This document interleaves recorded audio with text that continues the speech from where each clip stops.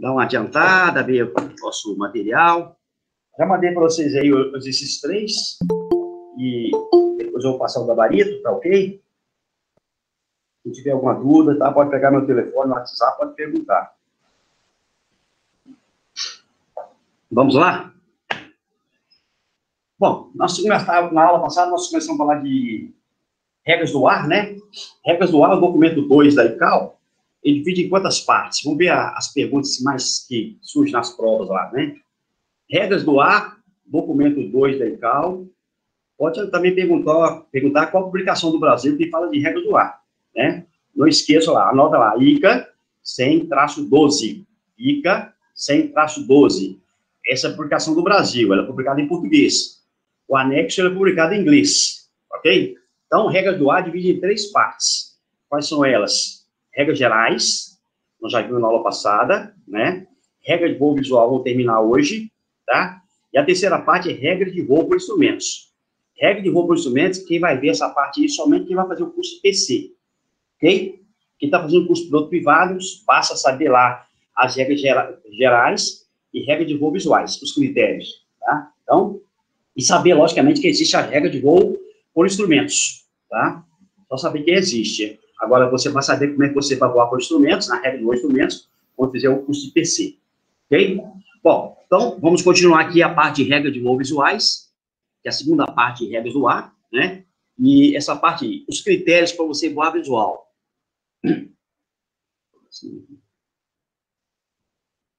Quais são os critérios que você tem de voar visual? Olha lá, regras de voo visual, né? Para você voar visual, responsabilidade de voar visual. Quem tem que manter separação com os obstáculos no voo visual? O piloto. A separação com os obstáculos no voo visual é por conta do piloto, tá? Então, ele nunca pode perder referência com o sol, ok? Agora, a separação de uma lado com a outra, ok? Nós vamos ver o seguinte, esse espaço classe B, ele ainda não tem no Brasil. Nesse espaço classe Bravo, quando chegar na parte de estrutura de espaço aéreo, eu vou falar com vocês quais são os espaços que você é controlado e quais são os espaços que você não é controlado, tá? No espaço classe Bravo, o Brasil ainda não tem, o controlador tem que manter separação vertical, horizontal, entre todos os voos. No espaço classe Bravo, ainda não tem no Brasil, não tem nenhum problema, ok? O controlador tem que manter separação vertical, horizontal, entre todos os voos, ok? Tá? Então, só guardar isso por enquanto, bom? Vamos lá. Quais são os critérios para você voar visual? Critérios para você voar visual. Esses critérios aí, pessoal, falam no seu material o seguinte: simultaneamente e continuamente. Ou seja, simultaneamente, tudo ao mesmo tempo, tá? E durante todo o voo, você tem que manter esses critérios, não pode perder nenhum deles, tá? Primeiro, manter referências visuais com sol ou água, de forma tal que as formações das nuvens, né? Matéria que você vai aprender com o Hernani, né? Os tipos de nuvens, né? Cúmulos, estratos cúmulos, tá? São os tipos das nuvens. Elas não podem obstruir metade da sua visão, tá? Você nunca pode perder metade da visão com o sol, no voo visual, tá? Esse é o primeiro critério. Segundo, voar abaixo do Flight Level 150. Do Flight Level 150, ou seja, do nível FL, né? Que você pronuncia Flight Level, né?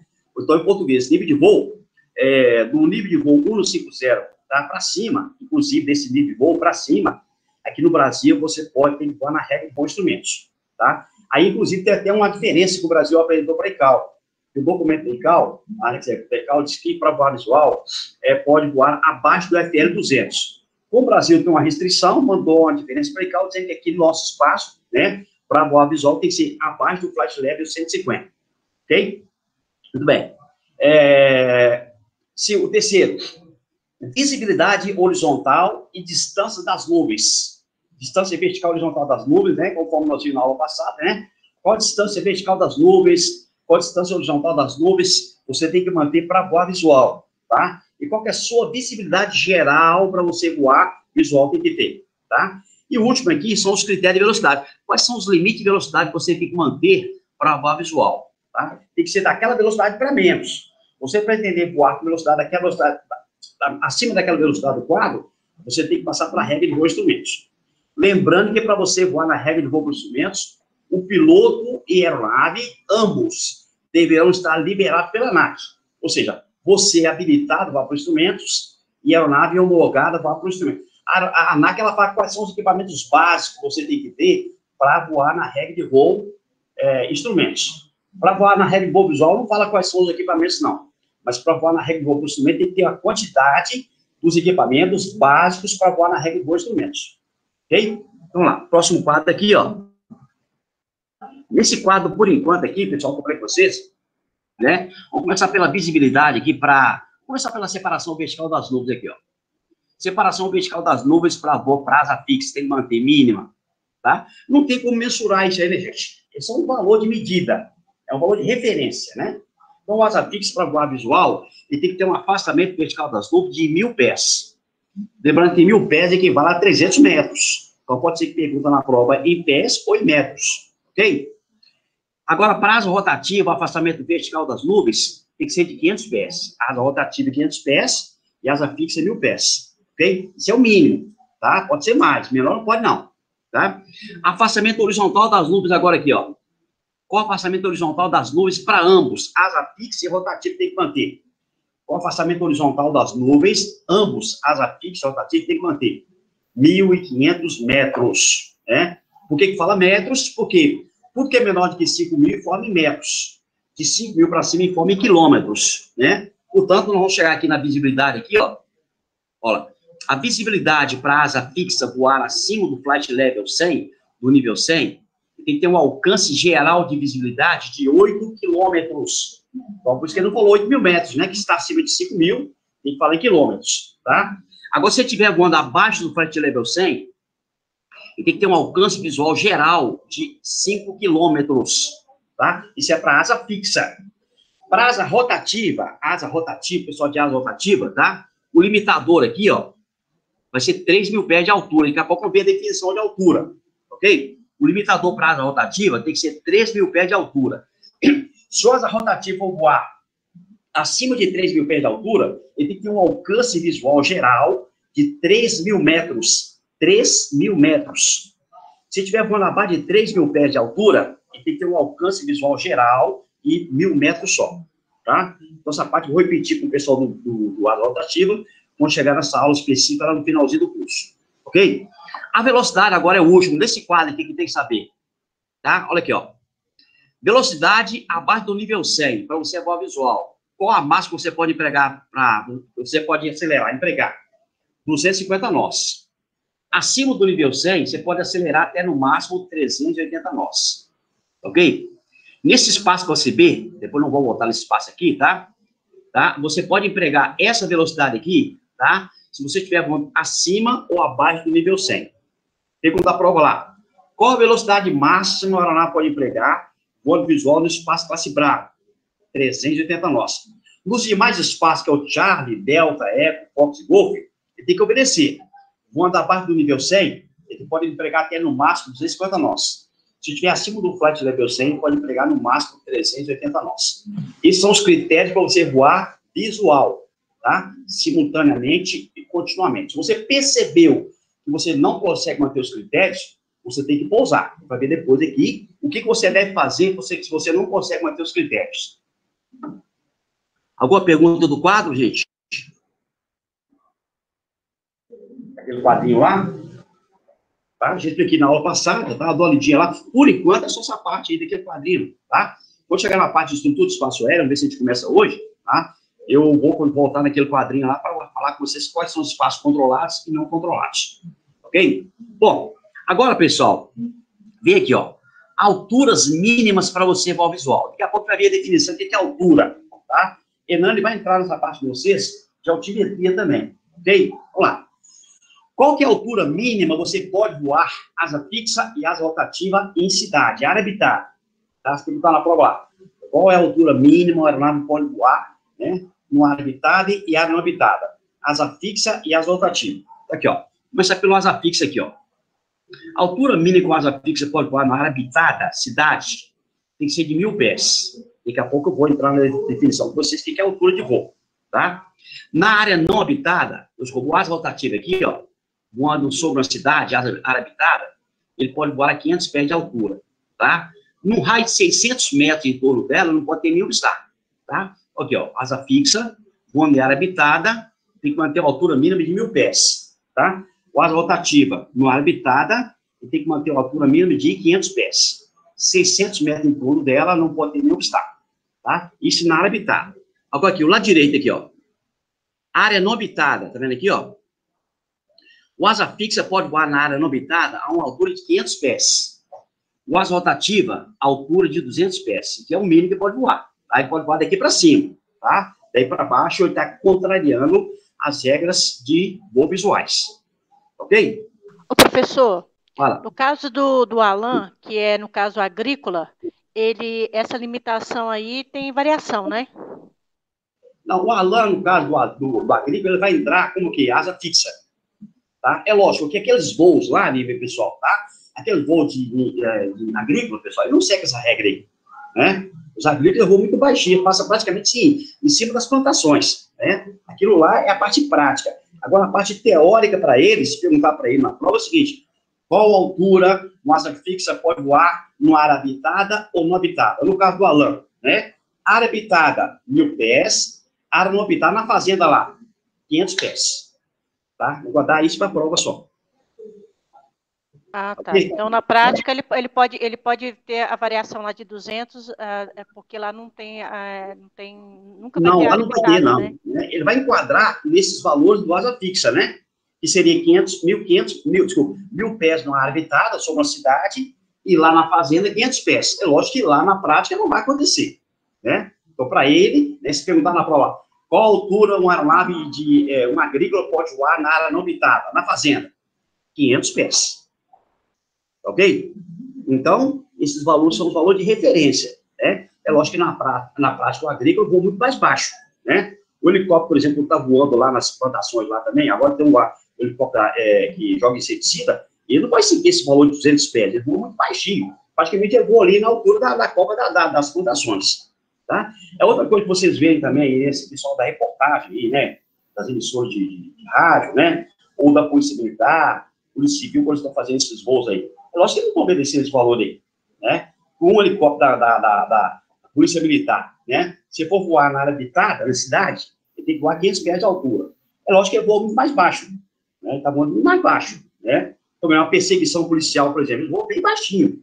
É lógico que eles já são o quê? Já tem um acordo operacional, né? Nos órgãos de tráfego aéreo, com a corporação da Polícia Militar, que eles voam com os valores menores do que estabelecido aí. Mas para a prova, eles estariam voando o quê? A 500 pés de altura na área habitada, tá? Área não habitada, 200 pés, tá? A filmagem também, esse emissor de televisão ali, né? Eles voam baixinho, né? Mas tem um acordo, né? Entre os órgãos de tráfego aéreo e eles que estão voando. Ok? Então, esses valores são os valores de referência para provas suas. Respondi, Lívia. Respondi porque eu vi um programa, eu vi um pessoal jogando inseticida numa plantação em Goiás, e o avião estava bem baixinho, por isso que eu te fiz essa pergunta. Baixinho mesmo, né? Na verdade, tem que jogar bem baixinho para, né, dar tempo de jogar o inseticida lá e aqui matar os insetos, né? Se for voar seguindo esse valor de 200 pés aí, 200 pés vai dar aí uns 60 metros de altura. De repente, quando ele jogar lá o produto já sai, né? Ele dissipa e não consegue atingir o objetivo. Tá? Mas voa muito baixinho mesmo. Ok? Então, lá, pessoal, continuando então aqui a nossa matéria. Vamos ver agora. Professor, volta na imagem anterior, por favor. Um momentinho só. Essa? Anterior dela. Tá.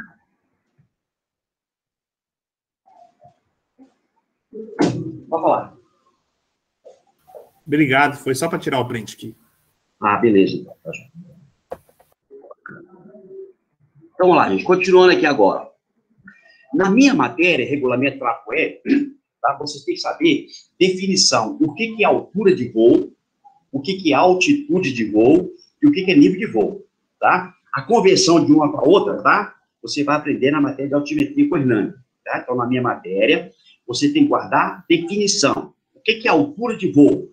O que é altitude de voo e o que é nível de voo? E qual que é a pressão que você vai ajustar, tá? Vamos começar pela definição de altura aqui, ó. Altura é a distância vertical de um nível, um ponto, objeto, nível, ponto, medida a partir de uma determinada referência, tá?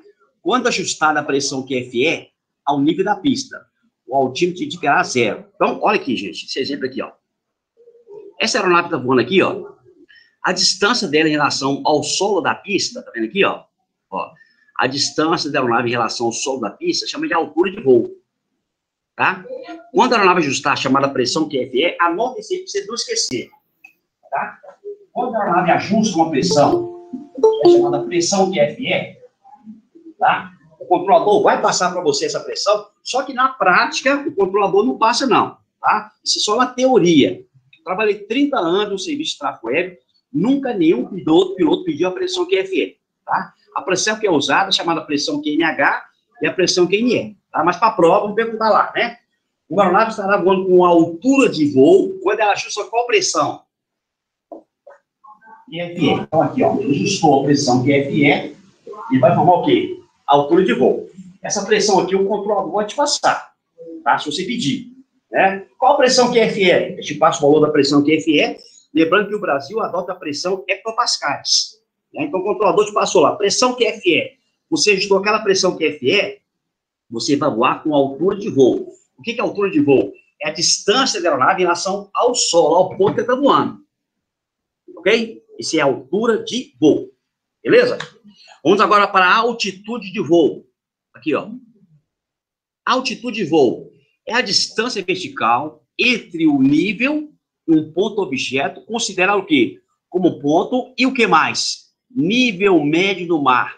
Essa sigla aqui, MSL, em inglês é Mean Sea Level.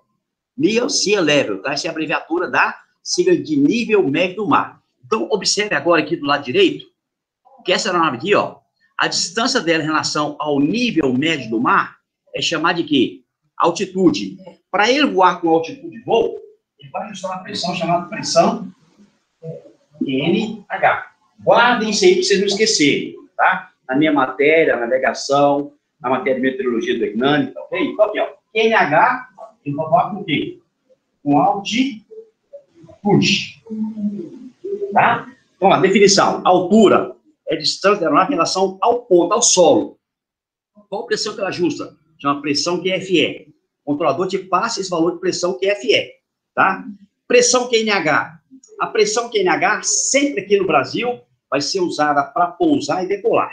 Toda vez que você vai pousar ou decolar, você decola e pousa com a pressão chamada pressão QNH.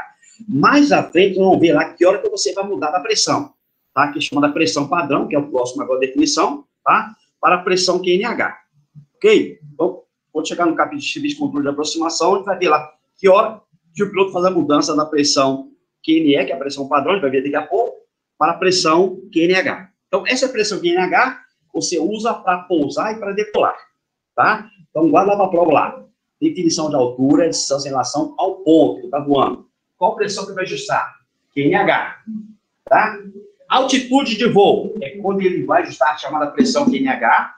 Hernando vai explicar para você a forma que você vai pegar a pressão QFE e vai encontrar a pressão QNH, tá? O professor, ele explicou ontem.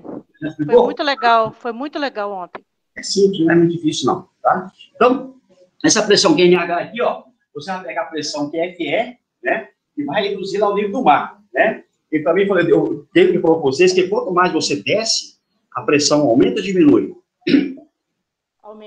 Aumenta, né? Quanto mais vai descendo lá do mar, né? Chegou ao nível do mar e vai passando para abaixo do nível do mar, a pressão aumentando. Quanto mais você sobe, a pressão diminui. Vai descendo, a pressão aumenta. Vai subindo, a pressão diminui. Ok? Então, altura de voo, então na minha matéria, definição. Altura, altitude e daqui a pouco nível de voo. Tá? Altura de voo, então, você ajusta a pressão QFE, altitude você ajusta a pressão QNH. Tá? Aí ele explicou para vocês aqui que essa pista aqui está até uma elevação de 900 metros, né?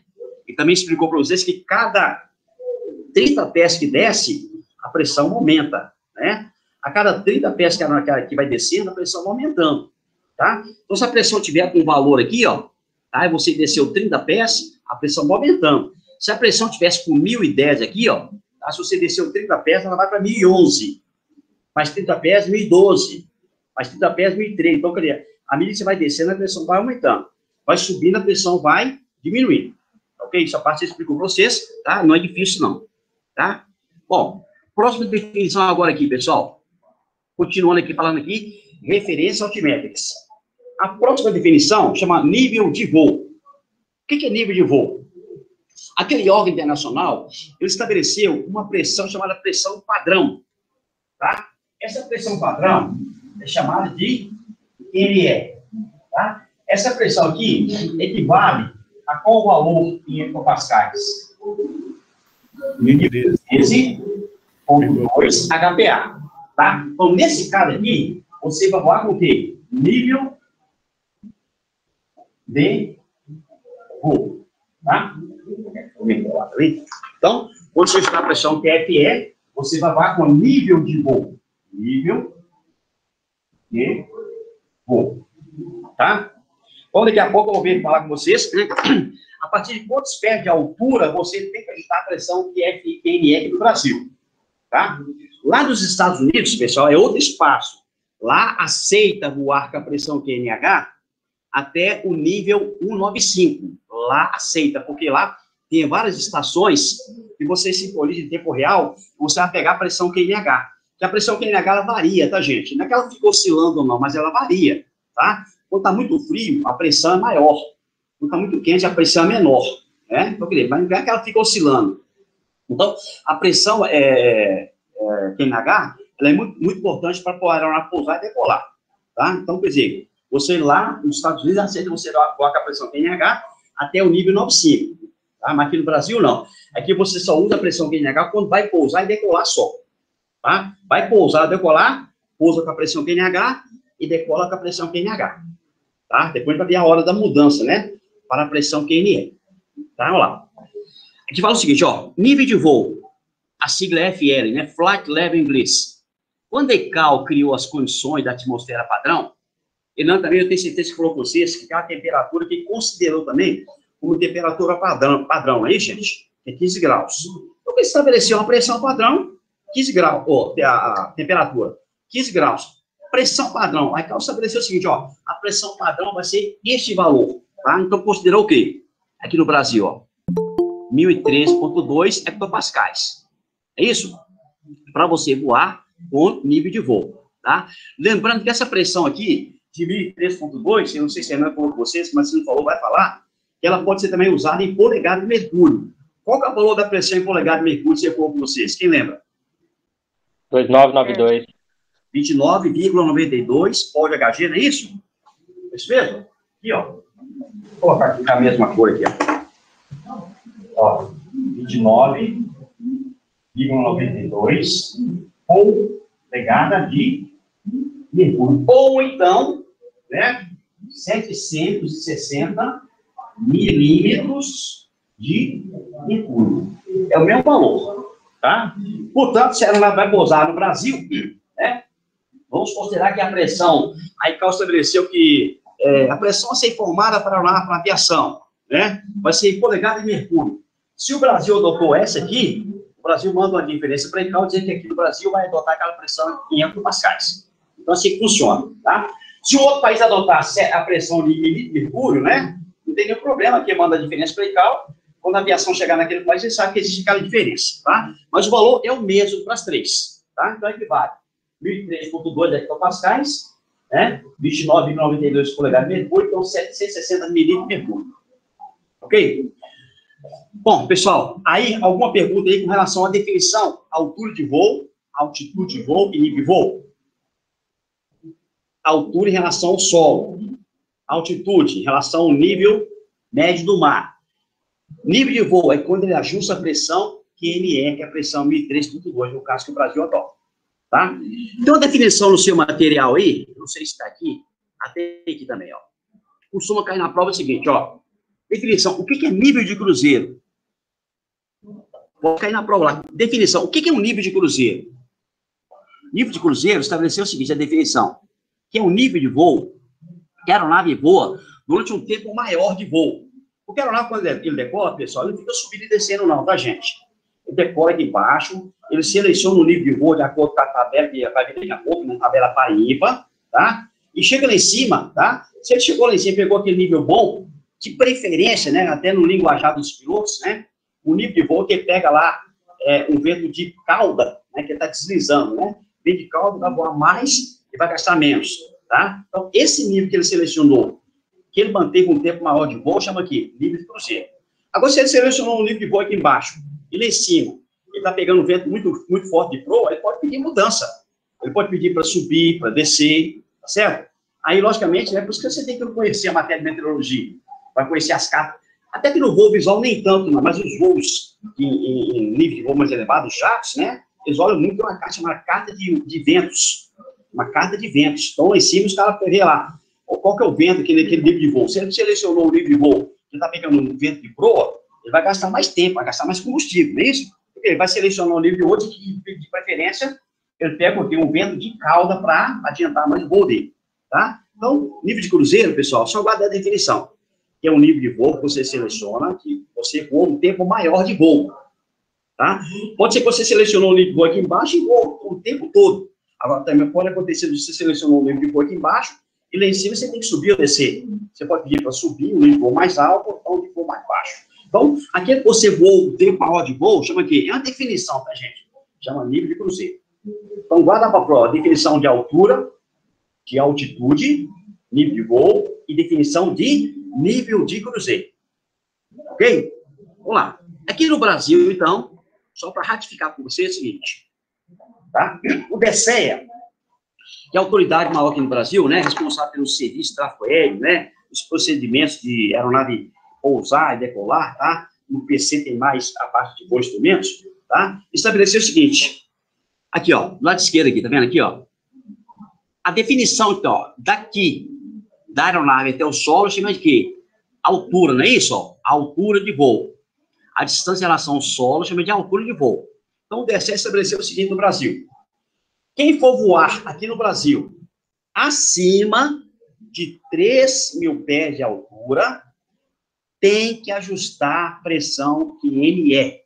Aqui no Brasil, quem for voar acima de 3.000 pés de altura deve ajustar a pressão padrão QNE. De 3.000 pés para baixo, inclusive, ele pode voar com a pressão ou QNH ou com a pressão QNE, ou QFE. Então, de 3.000 pés, inclusive, para baixo, ele pode voar com a pressão QFE, que vai formar a altura de voo, ou com a pressão QNH, que ele vai formar o quê? A altitude de voo. Passou de 3.000 pés para cima de altura, ele deve ajustar a chamada pressão QNE, tá? Para provar para vocês, aqui, tá vendo aqui, ó? 3.000 pés de altura, é isso, ó, tá? Passou daqui, ele deve ajustar qual pressão? QNE. Qual que é o valor da pressão QNE? 1.003,2. Ou 29,92 polegadas de mercúrio, ou 760 milímetros de mercúrio. Ok? Professor, repete abaixo de 3.000, por gentileza? De 3.000 pés, 3.000 pés para baixo, 3.000 inclusive para baixo, ele pode voar aqui no Brasil com a pressão ou QFE ou com a pressão QNH. Tá? Agora, se ele passar desse valor aqui, ele deve ajustar a pressão QNE. Pergunta de prova lá, vamos lá. Qual que é a elevação da pista aqui? Vamos ver essa parte aqui, ó. Qual que é a elevação da pista aqui, pessoal? Esse slide aqui, então, a pista, quantos pés acima do nível do mar? Essa pista aí desse aeródromo. É para 1.000 pés acima do nível do mar? Confere ou não confere? Tá dando para ver aqui, ó? Tá? Aí vem a prova lá. Se perguntar para você lá, um aeródromo, preste bem atenção, um aeródromo que está a 1.000 pés acima do nível do mar. Um aeródromo está a 1.000 pés acima do nível do mar.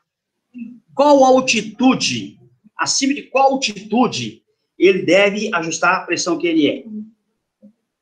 2.000? Porque ele já está a 1.000 pés. Vou perguntar de novo. 3.000 pés. Ó, vou perguntar de novo. Ó. Um aeródromo, pergunta da prova lá da ANAC. Um aeródromo que está a 1.000 pés acima do nível médio do mar. Nesse caso aí. Tá? Qual altitude o piloto tem que mudar para a pressão que ele é? 4.000. 4.000. Tá ok, Nívia? Ah, tá. Então tem que aumentar mais 1.000, porque ele já está 1.000, tá correto. Porque aqui, pessoal, nós falamos o seguinte, ó. Ele está falando o seguinte, ó. 3.000 pés de altura, até 3.000 pés de altura, tá vendo aqui, ó. Ele pode voar com a pressão. Dá exemplo, é a pressão QFE, tá? Se ele passou daqui para cima, ele tem que estar com a pressão QNE. Então, aqui no caso aqui, ó. Quem vai decolar? Carlos Prates. Vamos ver o exemplo de Carlos Prates aqui, ó. Vamos considerar que aqui fosse a pista de Carlos Prates aqui, ó. Tá? A elevação da pista aqui do Carlos Prates está... Vou colocar aqui, ó. Na verdade, está dando um valor quebrado. Está dando lá 3.044 pés. Vou arredondar aqui, ó. 3.000 pés a NSL. Acima do nível médio do mar. Tá? Se perguntar aí para você lá. O aeronave decolado Carlos Prates. Qual a altitude que ele tem que ajustar a pressão que ele é? 6.000. 6.000. No voo visual, pessoal, não é muito cobrado isso não, tá, gente? Na parte prática, porque o cara decola visual, não tem nenhum problema. No voo instrumentos é muito importante. No voo instrumentos, equipamento da aeronave, os procedimentos de voo, de subida e descida por instrumento, pessoal, são todos calculados em função ao quê? A elevação da pista em relação ao nível do mar, gente. Os procedimentos, instrumentos que fazem o curso PC, tá? Quando chegar nessa parte de interpretação das cartas, é muito seguro, tá? Porque a aeronave que pousa decola com uma pressão QNH. Então, ele tem que ter o quê? A elevação da pista, né? E saber que as cartas publicam, né? Que hora que ele faz a mudança da pressão QNE para QNH para pousar, e que hora que ele decola, que hora que ele faz a mudança da pressão QNH para a pressão QNE, que é a pressão padrão. Tá? Então, cuidado com a prova lá, só para não confundir. Altura em relação ao solo. Qual pressão que ele ajusta? QFE. Altitude em relação ao nível do mar, nível médio do mar. Qual pressão que ele vai ajustar? A pressão QNH. Essa aqui é usada. Tá? Toda vez que você for decolar de qualquer local que tiver um OHTS, ou a torre de controle com rádio, estação rádio, ele vai te dar a pressão, a chamada pressão QNH, fala assim, ajuste de altímetro, então, altímetro, 1 no 0 no 5, tá? Então, no caso, se você fosse ajustar aqui a pressão, se aqui fosse, qualquer local, vou chutar aqui, Belo Horizonte, se aqui fosse a elevação da pista da Pampulha, ou se fosse decolar de lá, o controlador te daria a pressão QNH. O que é a pressão QNH? A pressão da pista reduzida do nível do mar. Então, como o controlador te deu a pressão lá, exemplo lá, pressão 1020. Se você ajustasse a pressão 1020 aqui nesse ponto aqui, ó, ia aparecer no seu altímetro de bordo a elevação de 1.000 pés. Deu pra entender? Professor. Oi. Então, isso aí seria aquela questão da altitude de transição? Exatamente. Tá? Quando chegar na parte de mudança lá, a gente vai ver lá o que é altitude de transição, o que é nível de transição. A transição é uma coisa de mudança. Tá? Então, vai ver a definição. O que é altitude de transição e o que é nível de transição. Ver essa parte no controle de aproximação.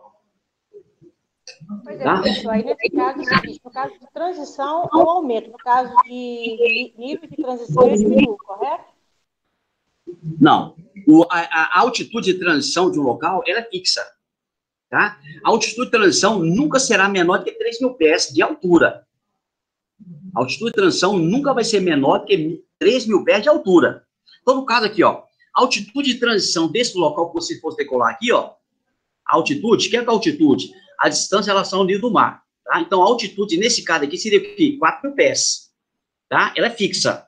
Tá? Já o nível de transição, que ele muda quando ele vai descer para pousar, ele varia. Vai aprender no capítulo de serviço de controle de aproximação. Tá? Então, ele vai ver que hora que tem uma variação lá, pequenininha, mas tem a variação. Então, o controlador passa para o piloto, tem uma tabelinha que ele vai cumprir, né? Ele pega aquela tabelinha, o controlador já tem antecipa para ele. Quando é órgão de controle, o controlador já passa para ele. Que hora que ele muda a pressão QNE para a pressão QNH. Tá? Já da pressão QNH para a pressão QNE, o controlador não passa para você, não. Se você fosse decolar desse local aqui, ó, tá? O controlador passaria para você o seguinte, ó, pressão, exemplo lá, pressão 1020. Assim ajustou lá. Pressão no altímetro de bordo da aeronave. 1020. E aparecer no seu altímetro de bordo a elevação da pista, que é 1.000 pés. Você já está decolando com 1.000 pés de altitude. Não é isso? Então, peraí. Aí, quando você decolar desse local, o controlador não passa para você. Ele só te dá o valor da pressão QNH. Ajuste de altímetro com QNH 1020. Quando você ajustar a pressão QNH, vai aparecer aqui, ó, no seu altivo de bordo, elevação de 1.000 pés. Você está 1.000 pés acima do nível do mar.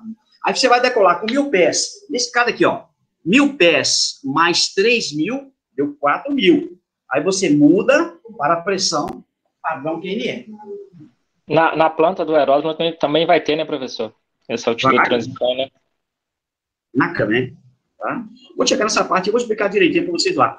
Isso é mais usado, né, para o voo de instrumento, mas não quer dizer que o voo visual tem que saber, não, tá, gente? O piloto que vai voar visual tem que saber também. Que hora que tem que fazer a mudança da pressão QNE para QNH, vamos começar na decolagem. Da pressão QNH para a pressão QNE, na decolagem, e da pressão QNE para a pressão QNH quando vai pousar. Tá? É mais comum... Ele perguntou o seguinte, que, por exemplo, no aeroporto que nós estivermos, né, vamos supor, estou dando um exemplo, lá em Pará de Minas,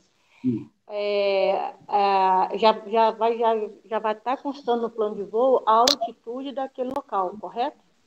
Na carta do aeródromo, né, na ADC, por exemplo. No Rotaer, pessoal, porque cai muito em prova também. Qual a publicação do DSEA que tem lá as características físicas do aeródromo, inclusive a elevação da pista em relação ao nível do mar? É no Rotaer, tá? Rotaer é uma publicação do DSEA, que ela tem todos os aeródromos e os helipontos do Brasil legalizados, registrados, homologados, inclusive com a sua elevação. Vem lá a publicação. Qual a elevação daquela pista, um aeródromo ou de um heliponto que está acima do nível do mar? É publicado. Então, você tem a obrigação de saber. E o Rotaer é um documento que você tem que ter. Entendeu? Então, olha, se você fosse decolar em Pará de Minas não tem nenhum órgão de tráfego aéreo. Lá não tem torre de controle, também não tem estação rádio. Se Pará de Minas, se aqui fosse Pará de Minas, no caso aqui, tá vendo aqui, ó? Se aqui fosse Pará de Minas, né? Aí como é que você vai saber a pressão QNH de lá? Você tem que ter um parâmetro, você medir a pressão, né? Mas se você tiver um equipamento que informa a pressão para você lá, porque lá não tem órgão de tráfego aéreo, né? Aí você vai ajustar a pressão lá, devido um parâmetro lá, aí vai aparecer o quê? 1.000 pés acima do nível do mar. Já decola qualquer valor, né? Então, se você fosse decolar de lá, a sua obrigação, teoricamente, para a prova, né? Você decolou com 1.000 pés mais 3.000, dá 4.000 de altitude. Aí você muda para a pressão QNE, tá? Quando vai pousar também lá, teoricamente, para a prova, quando vai pousar lá, teoricamente, para a prova, tá? Ó, se você decolou de lá, vai mudar da pressão QNH para QNE, quando cruzar 4.000 pés de altitude, quando você vai pousar também, você tem que mudar da pressão QNE, que é a pressão padrão, quando cruzar 4.000 pés de altitude. Teoricamente, é assim para a prova. Professor, mas é o seguinte, eu faço essa mudança de QNH para QNE depois que eu decolo, não é isso? QNH para QNE é decolando. Tá? Tá. Então, aprender isso com mais detalhe no capítulo de controle de aproximação. Tá bom. Tá? E faz a mudança do QNE, a QNE, que é a pressão padrão, para a pressão QNH, tá? Quando tem o órgão ATS, o controlador lá te passa a pressão QNH do local. Aí tem uma tabelinha, tá? Não precisa decorar aquela tabelinha, tá? Que você vai fazer lá, né? Você vai mudar a pressão QNE para a pressão QNH. Na verdade, pessoal, isso é teórico.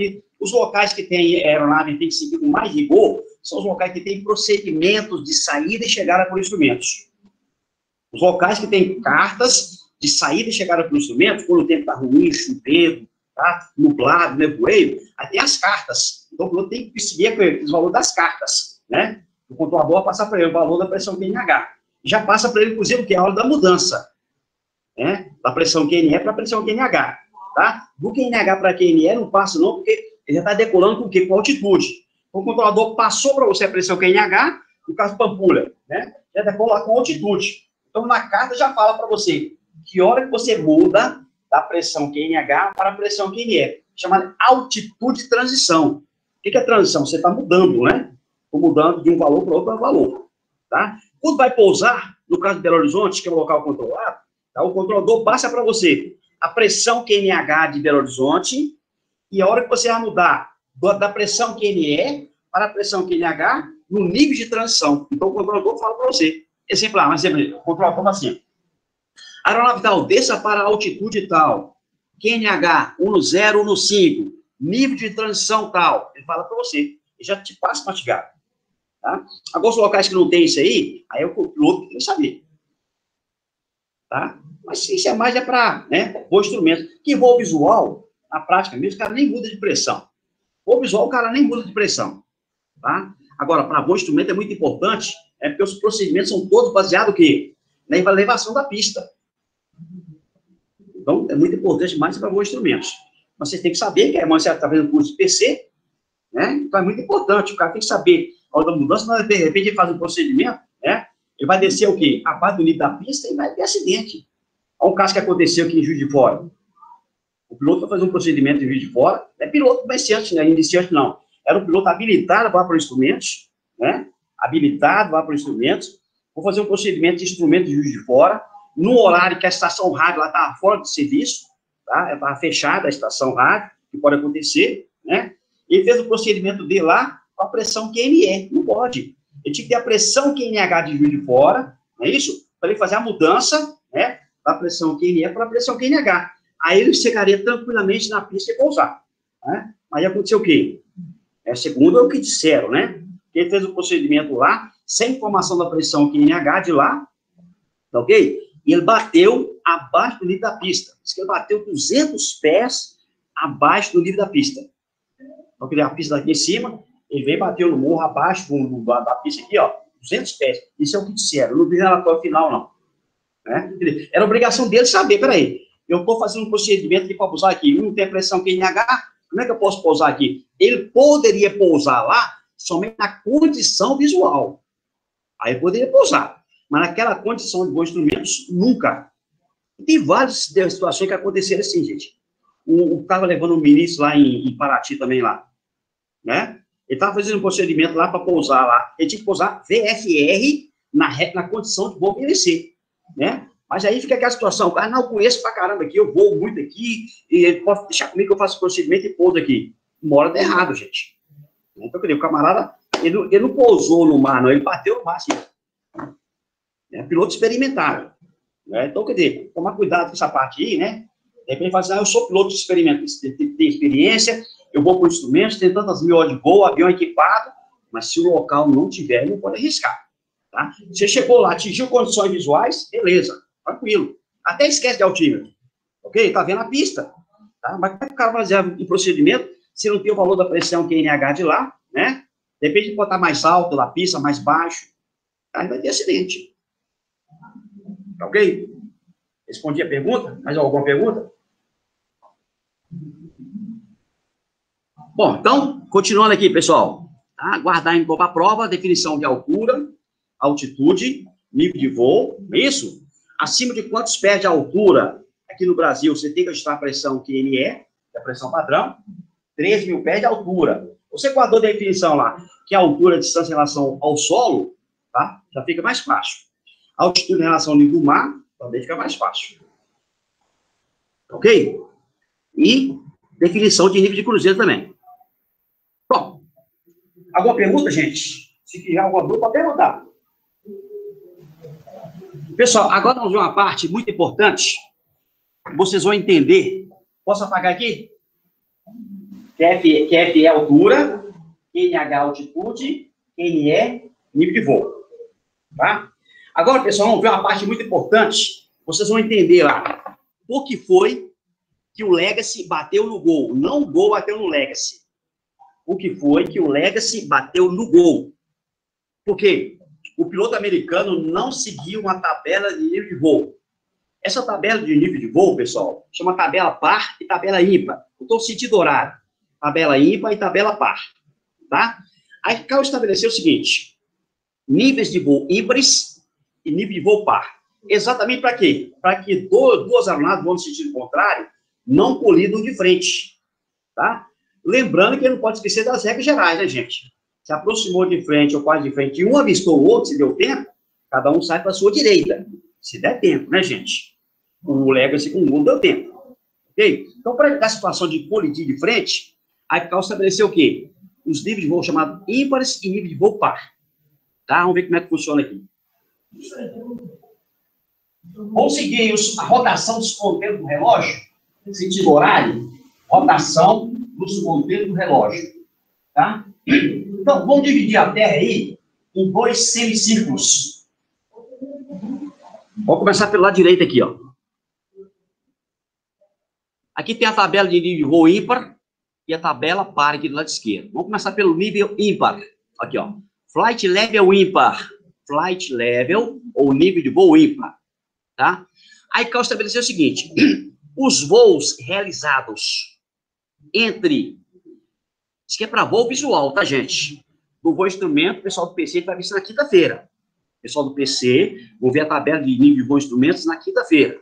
Tá? Para voo visual aqui, ó. Em princípio, é tudo igual. Falo em princípio que o voo instrumento tem acima de um nível de voo lá, são todos níveis, vai ter nível de voo par e ímpar, tá? Independente do rumo. Aqui, ó. Entre os rumos magnéticos, começando aqui, sentido horário, lá no norte magnético, aqui, tá vendo aqui, ó? Ó. O rumo magnético 360 até o 79, sentido a rotação dos ponteiros do seu relógio aí, do seu braço, tá? Sua casa, tá? Para cá, para esse lado direito aqui, ó, rumo 360 até o 79, você tem que selecionar níveis ímpares, tá vendo aqui, ó? Flight level ímpar.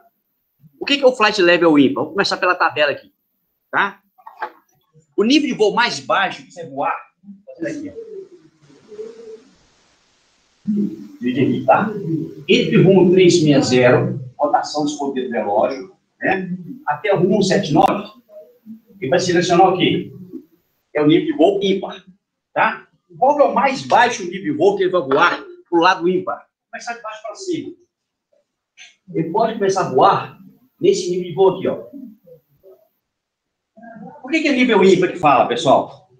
Esse número aqui do meio aqui, ó, vou colocar em destaque aqui, tá? Esse número aqui, ó, ele é ímpar. Você fala assim, mas o 5 também é ímpar. É ímpar, tá? Só que o 5 aqui é para voo visual. Isso aqui é para voo o quê? VFR, tá? Para voo instrumentos, pessoal, vai terminar com 0 aqui, ó. Vou tomar cuidado com a pegadinha na prova lá. Os níveis de voo para voo visual, todos terminam com 5. Para voo instrumentos, termina com 0. Então, aqui é para voo visual, e se fosse voo instrumentos, ele terminaria o quê? Com 0 aqui. Se fosse o caso aqui, o voo instrumento aqui, ó, seria o quê? FL 030. Então, continua aí por aqui, ó, tá vendo aqui, ó? Só tem aqui o quê? Qual a regra de voo? Regra de voo instrumentos. Ok? Então, mais baixo nível de voo, você pode voar para o lado ímpar, seria o quê? O nível de voo visual, 030. Se fosse instrumentos, pessoal do PC, seria o quê? 0. Terminou com 0, é para voo instrumento. Terminou com 5, é para voo visual. Tá? Vamos seguir a tabela aí para vocês verem aqui, ó. Aqui, ó. Tá vendo aqui? O mais baixo nível de voo, 035. Tá faltando 0 aqui, tá, gente? Tá? Aí, acima desse nível de voo aqui, ó, do 035, eu posso voar em qual nível de voo? Vou subir aqui, ó.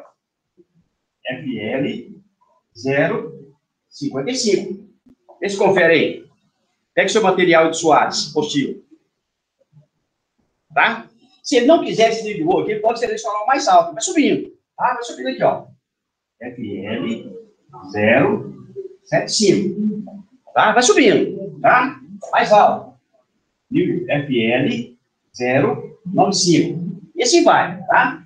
Aqui vai parar, ó. FL 135. Por que ele para aqui? Por que ele falou no FL, no flight level 135? O nível 135. Por que ele não pode voar no FL 155? Porque aí é só por instrumentos? Exatamente. Vou botar aqui, ó. Vou botar na tabelinha, lá nos requisitos, né? São exigidos aqui, tá vendo aqui? Ó, vamos lá. Vou botar lá em cima, pra vocês verem. Aqui, tá vendo aqui? Nível aqui, ó. Voar visual tem que ser o quê? Abaixo do flight level 150. O próximo nível aqui seria qual? Né? Seguindo a tabela aí, ó. Flight level 155. Só que aí 155 já tá o quê? Já poderia, até não existe o nível 155. Não existe esse nível de voo, tá? Mas se ele fosse voar aqui visual no 155, ele ultrapassou o nível máximo, né? De voar aqui no Brasil. Lá nos Estados Unidos, como pode voar lá até o nível 95, lá poderia voar o nível 95. Aqui no Brasil, não. Então, aqui tem que ser o quê? Abaixo do flight level 150. Então, por isso que não existe o nível 155 aqui. Tá? É do 135 para baixo. Beleza? Então, guardar lá. Voltando na tabelinha. Voltar lá de novo. Botar uma tabelinha lá de novo. Né? Aqui, ó, sentido horário, né? Rumo 360 até 179, FL ímpar, né? Nível de voo ímpar. Aí vai seguindo aqui, ó, tabelinha aqui, ó.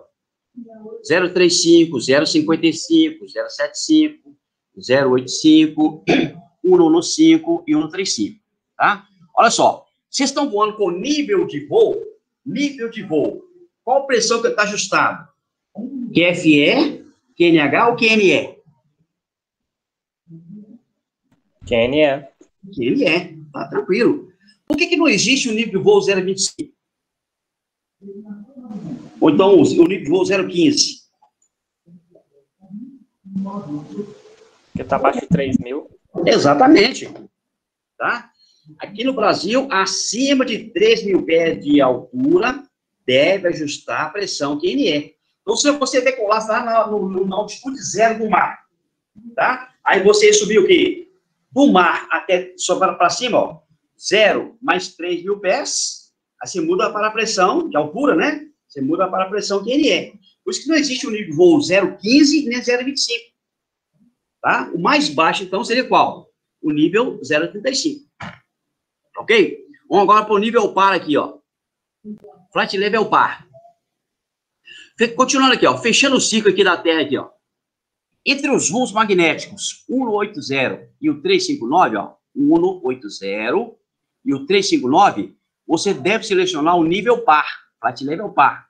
O que é o flight level par? Do lado esquerdo aqui agora. Será qual mais baixo por nível de voo? O FL 0,45. Olha o par aqui, ó. É par. Eles conferem na tabela. Tá? Aí vai subindo aqui, ó. FL 0,5. Continuando par. FL 0,85. E vai até no máximo qual nível de voo? 1,45. Parou aqui. Não existe o nível de voo, né? 155 ali, ou então 165. Não vai existir. Porque ele já está ultrapassando o quê? O nível máximo para a visual tem que ser o quê? Tem que ser abaixo do nível de voo 150. Tá? Agora, olha aqui, pessoal. Por que não vai bater os dois aviões aqui, ó? Vamos considerar que essa aeronave aqui, ó, ele selecionou um nível de voo que vocês estão aprendendo em matéria de navegação. Você vai pegar a carta de navegação, tá? E vai traçar um rumo magnético. Tá? As cartas já têm, assim, vamos ver lá com o anjo, declinação magnética, leste-oeste, né? Então, você vai traçar o rumo, né? Vai somar ou subtrair, dependendo da declinação magnética, isso é matéria do anjo, tá, pessoal? E traça o rumo magnético, tá? Se o seu rumo magnético, tá? Ele for do 360 até 179, você deve selecionar um nível de voo ímpar. Por quê? O seu colega lá, quando estiver voando no sentido contrário, tá vendo aqui, ó? Vamos dar um exemplo aqui, ó. Se essa aeronave aqui fosse voar no rumo magnético 0,90, né? O cara selecionou lá o rumo magnético 0,90. Rumo magnético, né? 0,90, para cá. Ele selecionou o quê? O nível ímpar, né? Quem estiver voando o contrário dele, vai selecionar o quê? O nível de voo par. Então, ele está voando com o rumo magnético contrário aqui. Se para lá é 90, qual que é o rumo contrário? 270, confere ou não confere? Ó, se um está vindo para cá, 90 graus, selecionou o nível voo ímpar. E está voando ao contrário, selecionou o quê? O nível par. Isso. Como os dois estão com a mesma pressão ajustada, tranquilo aqui, ó. Olha aqui, pessoal. Quando os dois cruzar, os dois estão com a mesma pressão ajustada, que é 1013,2. Então, aqui, ó. Quando os dois cruzarem, qual a separação mínima entre eles? Ó, se o cara selecionou para cá, selecionou aqui o nível de voo, chuta aqui. Mas o 7 não é ímpar? Ou o senhor está considerando só o 2? Não, aqui é o rumo magnético, né? Esse é o rumo magnético de voo. Ah, tá, desculpa. É o rumo que está voando. Então, ó, se esse cara selecionou aqui o nível de voo 075 para cá, né? O outro selecionou para cá o nível de voo 085, ó, 085 para 075 deu quantos pés de separação? 10. 1000 pés. 1000 pés. Está garantida a separação mínima. Tá? Então, pergunta de prova lá. Qual a separação vertical mínima a aeronave pode voar da outra? 1000 pés, que equivale a 300 metros. Só pode voar com separação menor quando os dois estiverem em contato e avistando ambos. Um está avistando o outro. Tá? Aí chega aqui o princípio de proximidade e regras gerais.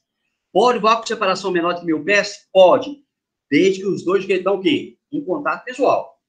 Tá? O controlador não vai autorizar, não. Tá? Vai perguntar o seguinte, vocês dois estão em contato visual? Se os dois, um está avistando o outro, e quiser voar com separação menor, o problema é deles. Só que se bater, a culpa é deles. Tá? Agora, para ele não preocupar com isso aí, ele vai selecionar o nível de voo de acordo com o magnético dele, isso. Mas, mesmo assim, diz o seguinte, nas regras gerais, em momento algum, ele pode descuidar da vigilância a bordo. Olha o que aconteceu com o Legacy Voo. O Legacy selecionou o nível de voo 370. Ó, 370, coincidiu, né? 37.000 pés é nível ímpar. Tá? Só para o pessoal do PC. Tá? Do PP também só para entender. O Legacy selecionou o nível de voo 370. O rumo que estava voando era o rumo magnético 005. O rumo magnético 005 é nível ímpar. Vê se confere. 005, nível de voo 370 é nível ímpar. Tá tranquilo, tá certo. Né? 005 graus.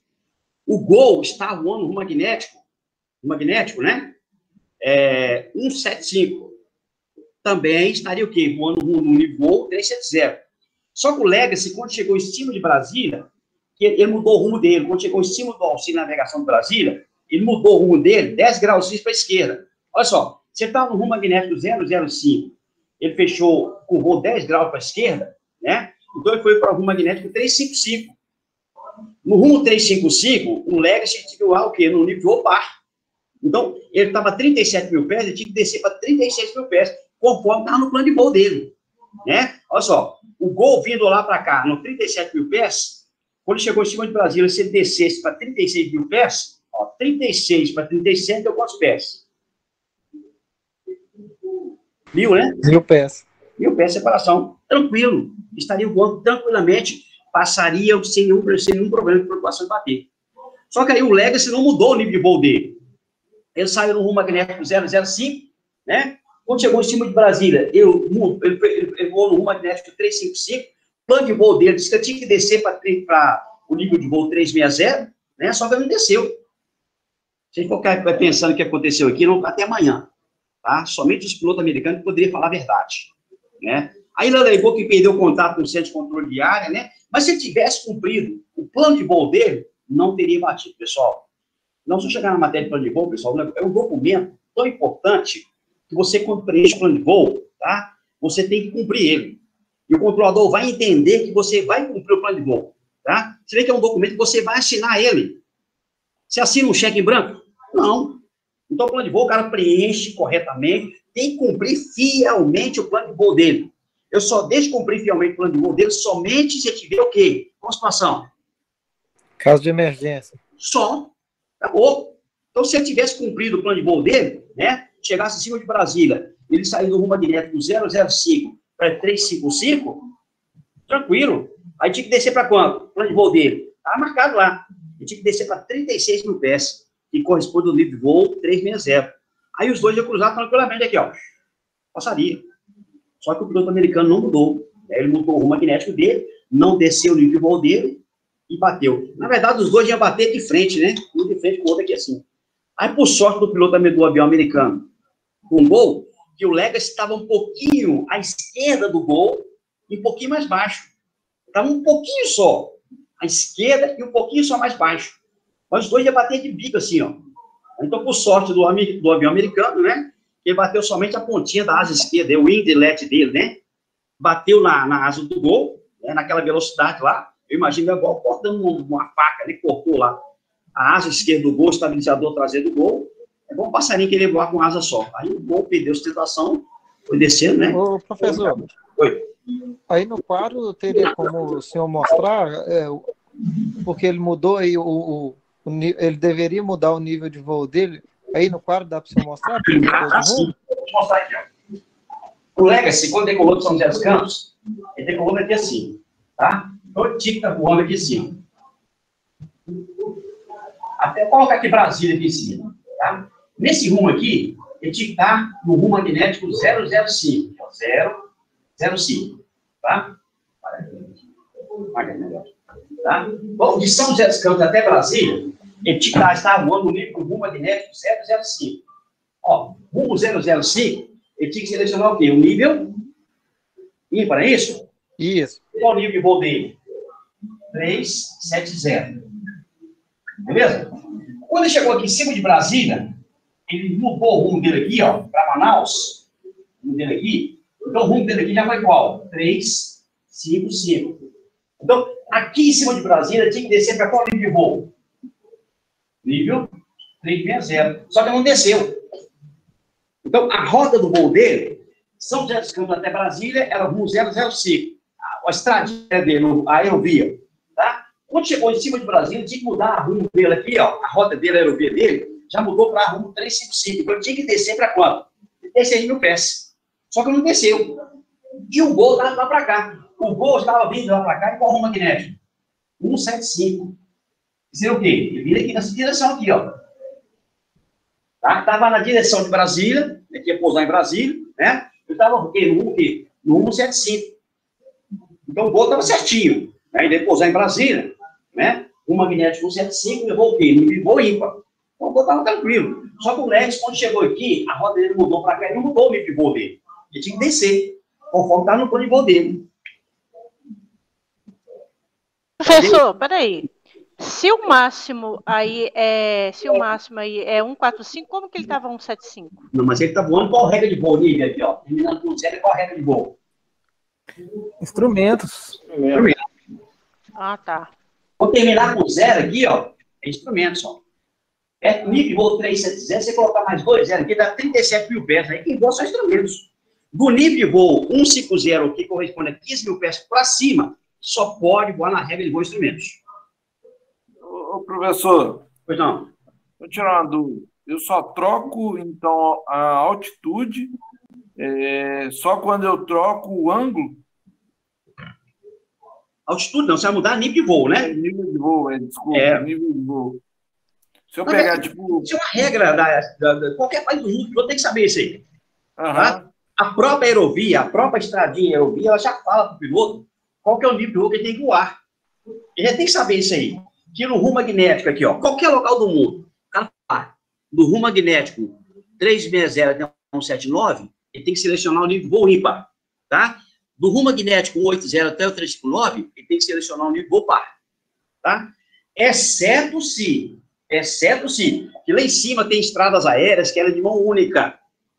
Quando tiver uma estrada aérea, uma aerovia que é de mão única, aí você pode vai em qualquer nível de voo, para o ímpar. Só que aí, você na própria carta de rota, a gente mostra um símbolo, dizer que aquela rota lá é uma rota de mão única. Tá? Agora, quando é uma rota de mão dupla, a carta também já tem um símbolo mostrando que é de mão dupla. É o caso dessa aerovia aqui, ó. Ela é de mão dupla. Né? Então, quem vem de Manaus para Brasília, seleciona nível ímpar. Quem vai de Brasília para Manaus, rumo magnético, seleciona o quê? O nível par. Não sei qualquer local do mundo é assim que funciona. Então, o piloto tem que saber disso aí. E o plano de voo vai preencher e vai ter que cumprir. Entendi. É só me esclarecer mesmo. Então, se tiver com um ângulo, ele só vai voar naquela altura, não vai mudar. Hora nenhuma. Exatamente. A carta já fala para o piloto. Mesmo que eu esteja voando num local que não tem aerovia, ele tem que seguir sempre a tabela, par e ímpar. Tá? Porque lá em cima tem as estradinhas aéreas. Agora, tem local que você vai voar que não tem estrada aérea, não tem aerovia.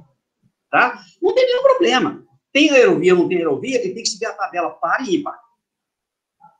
Tá? Se você vai decolar aqui de Belo Horizonte para uma fazenda, tá? Você vai decolar de Belo Horizonte, vou para uma fazenda que está lá perto de Divinópolis. Tem que ir para Divinópolis, é rumo par. Então, você tem que selecionar daqui para lá o nível par. Quem vem de lá para cá, tem que selecionar o quê? O nível ímpar, para evitar que os dois batam de frente. De repente, você está indo para a fazenda lá, o local, ou está vindo o contrário. Então, isso não pode acontecer. Ok? Isso é muito importante. Você vê lá que aconteceu a tragédia lá. Se fosse um piloto, né, inexperiente, né, voando aquele nível de voo lá, era um piloto com muito conhecimento. Imagina um piloto internacional, voando num nível de voo que não é qualquer aeronave que voa, né, só aviões, pilotos experimentados, avião pressurizado que voa lá. Então, os pilotos americanos, sim, naquele linguajar, né, não ligaram muito para as regras no Brasil, não. Professor, lá aquele caso lá, Constância, deles terem batido de frente também, foi devido a isso? Qual que você fala? do Lago Constance, aquele avião da Rússia com 49 crianças? Ali não. Ali conta o seguinte. Ali conta o seguinte, que a aeronave, ela quando o avião, esse avião da moderna tem um equipamento chamado TCAS. O TCAS, ele dá um alarme para não bater, né? E os pilotos queriam cumprir o que o equipamento determinou para eles. Isso é o que conta, né? É o que falaram. Que os pilotos queriam cumprir o que o equipamento estava falando para eles. Só que aí o controlador mandou fazer outro procedimento. Aí ele cumpriu o que? A instrução do controlador. E ele cumpriu a instrução do controlador, os dois desceram. Se o controlador não tomasse nenhuma atitude, quando os dois estivessem descendo, o equipamento dele ia dar um alarme, e ele fazia essa manobra aqui assim, ó. Um sobe, outro desce. Até conta a história, né, que o pai de um dos meninos lá, que estava nos aviões daqui lá, foi lá e descobriu quem era o controlador e matou o controlador, né? É porque eu assisti o filme, e fiquei horrorizado. Qual é o filme? Qual o nome do filme, Nível, por favor? Nosso filme Lago Constance. Lago Constance? Mas só que tem o inglês. Eu vou procurar aqui e vou mandar para vocês. Ah, beleza, então. Manda aí que eu quero ver também. Ô, professor. Pois não. O senhor falou naquela outra aula que para o TCAS funcionar, o que tem que estar funcionando mesmo? Transponder. Isso. E me tira uma dúvida. No dia que eu fui fazer a inscrição do curso, o senhor me mostrou um aplicativo que mostra os aviões, velocidade. Ah, tá, Rafael, né? Isso. Eu não sei se é coisa do aplicativo ou se é alguma coisa na aeronave, que tem umas que não mostra que está sobrevoando. É só a coisa do aplicativo ou é alguma coisa que não está funcionando? Não, é o seguinte, Rafael, pessoal, é o seguinte, ó, os que aparecem naquele Flight Radar 24.com, tá? O Rafael já viu, até mostrei para eles aí, mas você pode até baixar esse aplicativo no seu telefone. Já baixei. www.flightradar24.com, tá? Os que aparecem lá são as aeronaves que têm um tipo de transponder, é um modelo de transponder. E tem um modelo de transponder, tá, ok? E ele tem que pagar também, tem que contratar para ele ter o quê? Aquela informação. É você ter um telefone, tá? Com o chip da operadora. Você tem o seu telefone que é Oi, que é TIM, que é Vivo, não é isso? Então você vai ter lá o chip da operadora, você vai usar o seu telefone pré-pago para o pós-pago. Você tirar o chip, então não pagar, você não tem sinal, tem?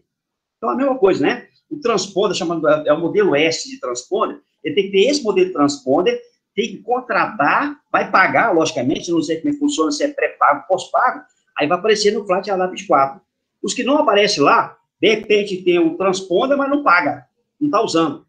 Se eu quiser ter informação, né, de vigilância satelital, aí tem que pagar. Aí tem o sinal em qualquer local do mundo que eu quiser voar. Ah, tranquilo. Mas lá são os que têm esse modelo de transponder, né?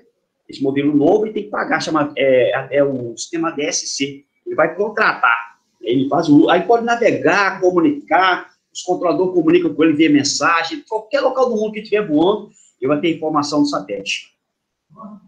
Então, os que não aparecem lá, porque de repente não tem. Ou não tem o modelo, então não contratou. Ah, não, tranquilo. Entendeu? Na verdade, a ANAC, ela já exige que os aviões novos de pátria, né? Eu creio também que as ANACs, assim dizendo, né, entre aspas, dos países, já estão exigindo que toda nave nova, que já vem da fábrica, já aplique esse modelo de transponder. Porque a navegação do futuro é essa aí, gente. A comunicação, navegação sua, tá? Comunicação, navegação, vigilância, tudo vai ser o quê? Satelital. Como é que o controlador consegue visualizar uma nave lá em cima do Oceano Atlântico? As antenas de terra nossas não tem alcance lá, não. Ele consegue visualizar lá, se ela tiver o quê? Esse modelo de transponder, aí consegue visualizar através do equipamento radar dele, né? Comunicar com a aeronave. Pode ser comunicação via mensagem, porque o rádio VHF, de repente, não tem um alcance de comunicar naquela distância. Eu comunico com ela via mensagem. Tá ok? Professor, repete para mim como baixar aí o... É o www.flightradar24.com. www.flightradar24.com. Obrigado. Eu tava perto de Neves, lá eu acabei com a minha internet por causa desse trem, viu? É bacana pra caramba, né? Ali é bom que você pode... Ali você tá vendo ali, tá, pessoal? O Rafael já baixou, tá? Você vê, ali, quando você baixar no seu telefone, você vai ter informação ali, pessoal, ali em tempo real. O máximo de delay, o máximo de atraso que apareceu um avião lá, é de 5 minutos só, máximo, tá? Mas ele é em tempo real, você vê tudo da aeronave, a altitude que ela está voando, velocidade que ela está voando, a hora que ela decolou, a hora que ela está estimando pousar, tá? É toda a informação que precisa. Você só não tem acesso ao quê? A ouvir a comunicação lá. A comunicação lá é feita o quê? Entre os pilotos e os controladores, para evitar que, de repente, alguém entra lá no meio lá, fica mandando mensagem errada para o piloto, né? Isso não pode acontecer, né? Então, eu creio que deve ter um sistema de segurança lá, para que haja comunicação somente os órgãos de tráfego aéreo e os pilotos. Não vai acontecer interferência, né? Vou contar um caso para vocês aqui, bem rapidinho, para não estender muito. Uma aeronave decolou eu não sei se foi de Belo Horizonte, ia pousar no Rio de Janeiro. Isso aí é fato, tá, gente? Aconteceu. Ele decolou um avião comercial, ia pousar no Rio de Janeiro, Santos Dumont. E quando ele estava fazendo o procedimento para pousar no Santos Dumont, e a aproximação dele, quando ele faz lá, dependendo do setor que ele está chegando ali, ele passa ali bem em cima do Galeão, mas passa mais alto, né? Por causa dos aviões decolando do aeroporto do Galeão, ele passa mais alto para pousar lá no Santos Dumont. Então, quando ele passou lá, o controle de aproximação, que depois vai ver aqui que o controle de aproximação, de controle, centro de controle de área, transferiu a aeronave para chamar a torre do Rio de Janeiro. Então, quer dizer, o controlador falou assim, chama agora a torre Rio, frequência tal. O piloto pegou o motor, ele coteja, responde, muda a frequência para chamar a torre do Rio de Janeiro. Aí pegou, chamou a torre do Rio de Janeiro, só que ele ainda estava na condição IMC. Ele não tinha avistado a pista ainda, tá? Aproximando para pousar, na condição de voo de instrumentos, fazendo o procedimento de instrumentos. Quando ele chamou a torre do Rio de Janeiro, a torre pegou, deu instrução para ele e falou assim, reporte visual, né, para pousar, né? Ele dentro das nuvens aí para pousar.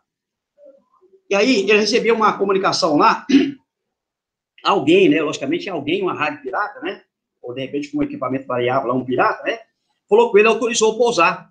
Aí deu a instrução lá, aeronave tal, livre pouso, pista tal, da direita ou da esquerda, vento tantos graus, são nossos. Só que o piloto nem entendeu, peraí, mas eu não reportei para a torre do Rio de Janeiro que eu avistei a pista ainda, e ela pediu para me reportar visual com a pista. Aí vem aqui a malícia do piloto, né? Do copiloto, você que está no rádio de comunicação. Aí pegou e chamou a torre, né? Torre Rio autorizou o pouso do Total, acho que é Total, avião da Total. Autorizou o pouso do aeronave tal. Aí a torre do Rio de Janeiro perguntou assim, já está avistando a pista? Ele falou, não, negativo, ainda estou em condições de instrumentos. Aí a torre falou, não, é negativo, não foi a torre que autorizou o pouso. Então, quem é que você acha que tem? Quem que você vai entender que autorizou esse avião a pousar? De repente, é operador de rádio amador lá, né? Pirata, né? Já pensou? Terrorista. Já pensou se esse cara vem para pousar, né? Na torre autorizou o pouso dele, de repente tem um avião na pista? É lógico que vai acontecer, em princípio, vai acontecer isso aí. Né? O controlador está lá ligado com isso aí. Mas ele achou estranho porque a torre autorizou ele pousar, só que ele ainda não tinha pisado a pista. Então, é a mesma coisa da comunicação do Flight Radar 24.com. Quem tem acesso às comunicações lá são os pilotos e os órgãos de tráfego aéreo. De repente, vai ter um bloqueio lá para evitar essa situação, né? Até então, daqui a pouco, alguém também vai descobrir isso aí, né? Vai interferir, vai comunicar isso. Tomara que não, né, gente? Senão fica complicado. O pessoal não fica essa comunicação não é via satélite, não, professor? Via satélite. Esse é via satélite, né? A torre e o avião. Não, a torre comunica com o avião via rádio VHF. Então, a comunicação do Flight Radar 24 aí, dependendo da distância que está lá, via o quê? Comunicação via satelital, via satélite. Igual a gente comunica com o nosso telefone. Porque o alcance do VHF não é muito longo, não, entendeu? A segurança maior, porque qualquer local do mundo que a aeronave está voando, ele consegue comunicar com os órgãos de tráfego aéreo. Em qualquer local do mundo, ele tem o quê? A vigilância satelital. Ele comunica via satélite, comunica via satélite, navega via satélite.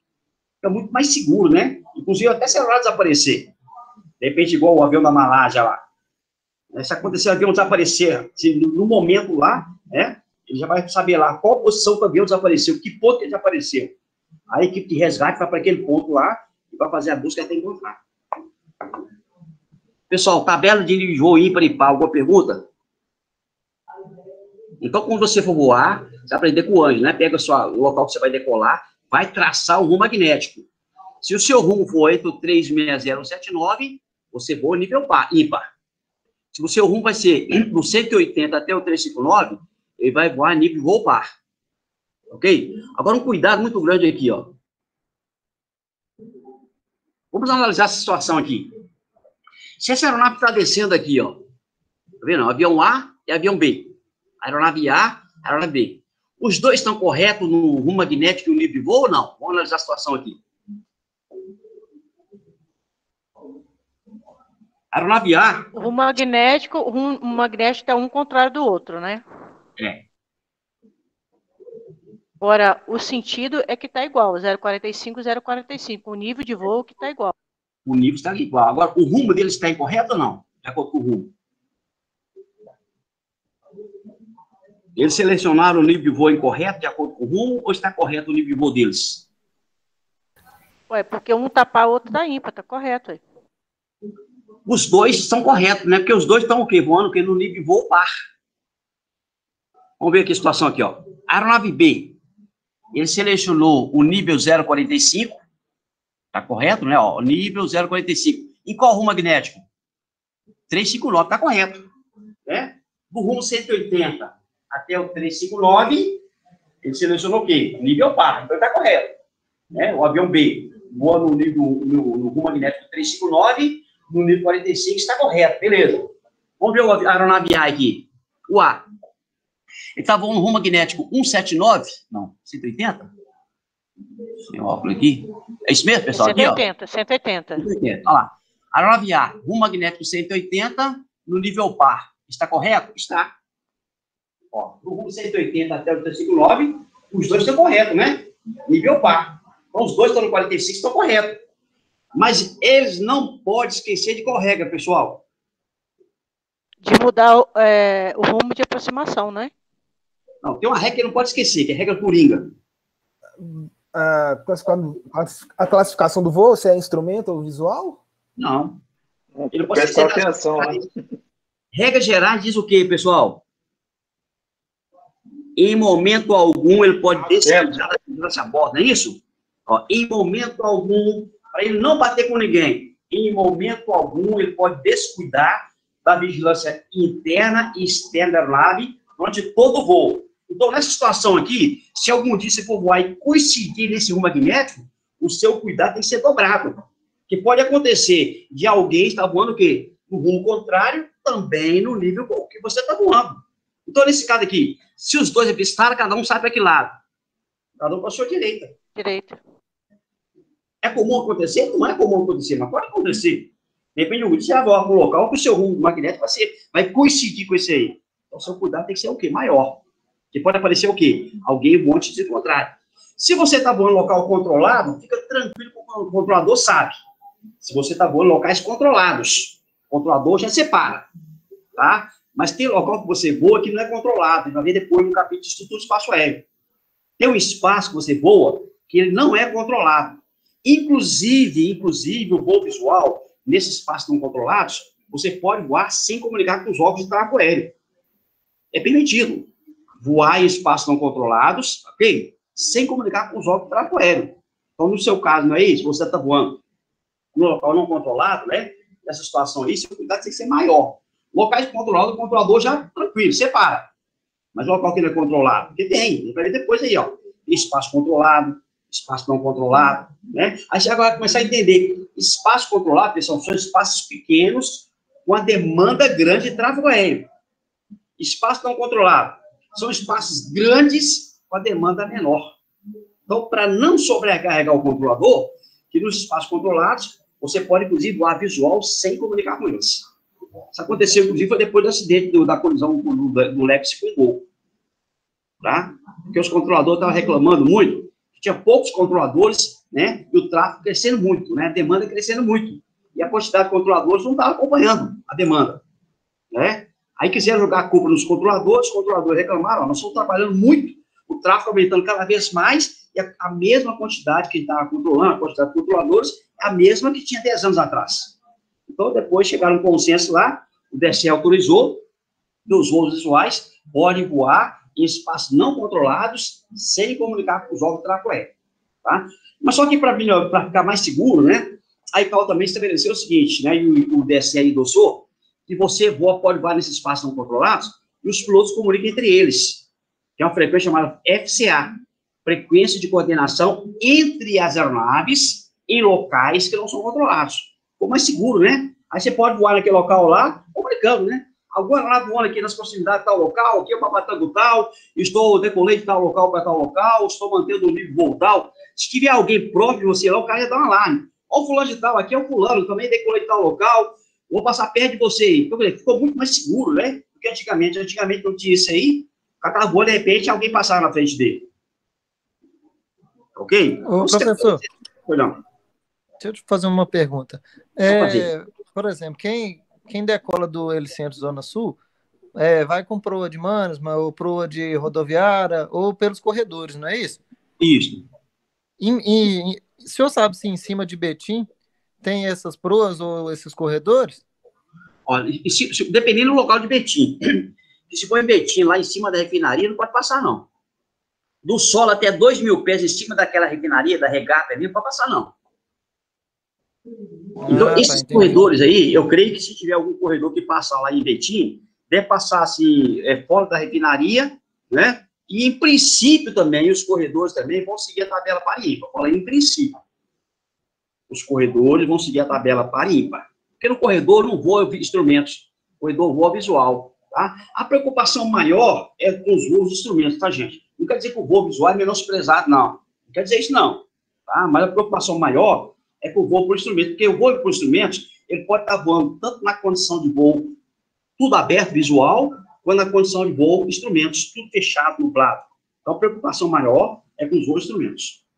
Não quer dizer que o voo visual não é menosprezado, não, tá, gente? Tá? Você está voando visual em áreas controladas, o controlador, mesmo que está prestando informação para você, certo? Ele vai te alertar. Tá? Agora, se você está voando em um local que não tem órgãos de tráfego aéreo, aí é comunicação entre vocês.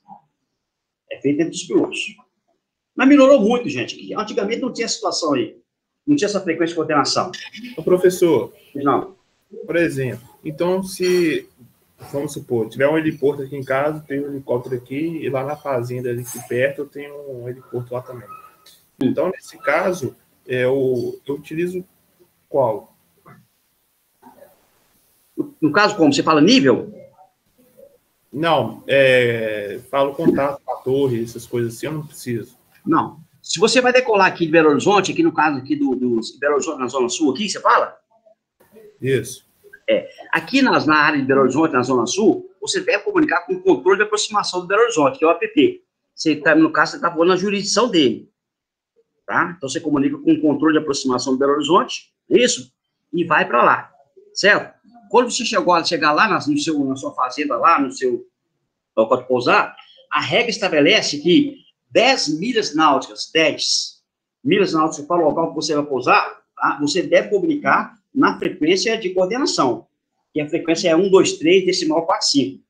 Até o pessoal apelida, vamos lá para a frequência de 1 a 5. É frequência 123 decimal 45 MHz. Então, a regra estabelece que, depois vai ver essa parte aí, 10 milhas do local que você vai pousar, se não tiver nenhum HTS, você deve sintonizar essa frequência e coordenar os pilotos que estão naquela proximidade lá. E hoje, como você está voando na área, aqui, na região de formação de voo, né, longe do local que você vai pousar, como você pode voar visual em área não controlada, sem comunicar com os órgãos de tráfego aéreo, os pilotos voam nessa frequência. Eles comunicam entre eles naquela frequência. E fica coordenando com o outro, né? Para dar conhecimento. Tá ok? Alguma pergunta mais? Vamos lá, gente. Para terminar aqui esse capítulo. Se você está voando visual e as condições meteorológicas começarem a deteriorar. Olha só, pessoal. Em matéria do Hernani, as condições de tempo, o tempo não muda de repente, não, gente. Né? Quando vai chover, você percebe, né, que a natureza começa a mudar. Né? Ela começa a dar sinal que ela vai mudar. Né? As nuvens, tá? Aí mais à frente, vocês pegarem e começarem a voar, tem outros macetes, outras dicas que vocês vão pegar, que vocês vão pegar lá o seguinte, ó, as condições de tempo aqui é de melhorar, é de manter, é de piorar, vocês vão pegar com a prática, tá? Vamos lá. Você está voando, você percebe que você não consegue manter os critérios. Você pegou sua aeronave, é isso? Está voando, de repente você percebe que você não vai conseguir manter os critérios, é isso?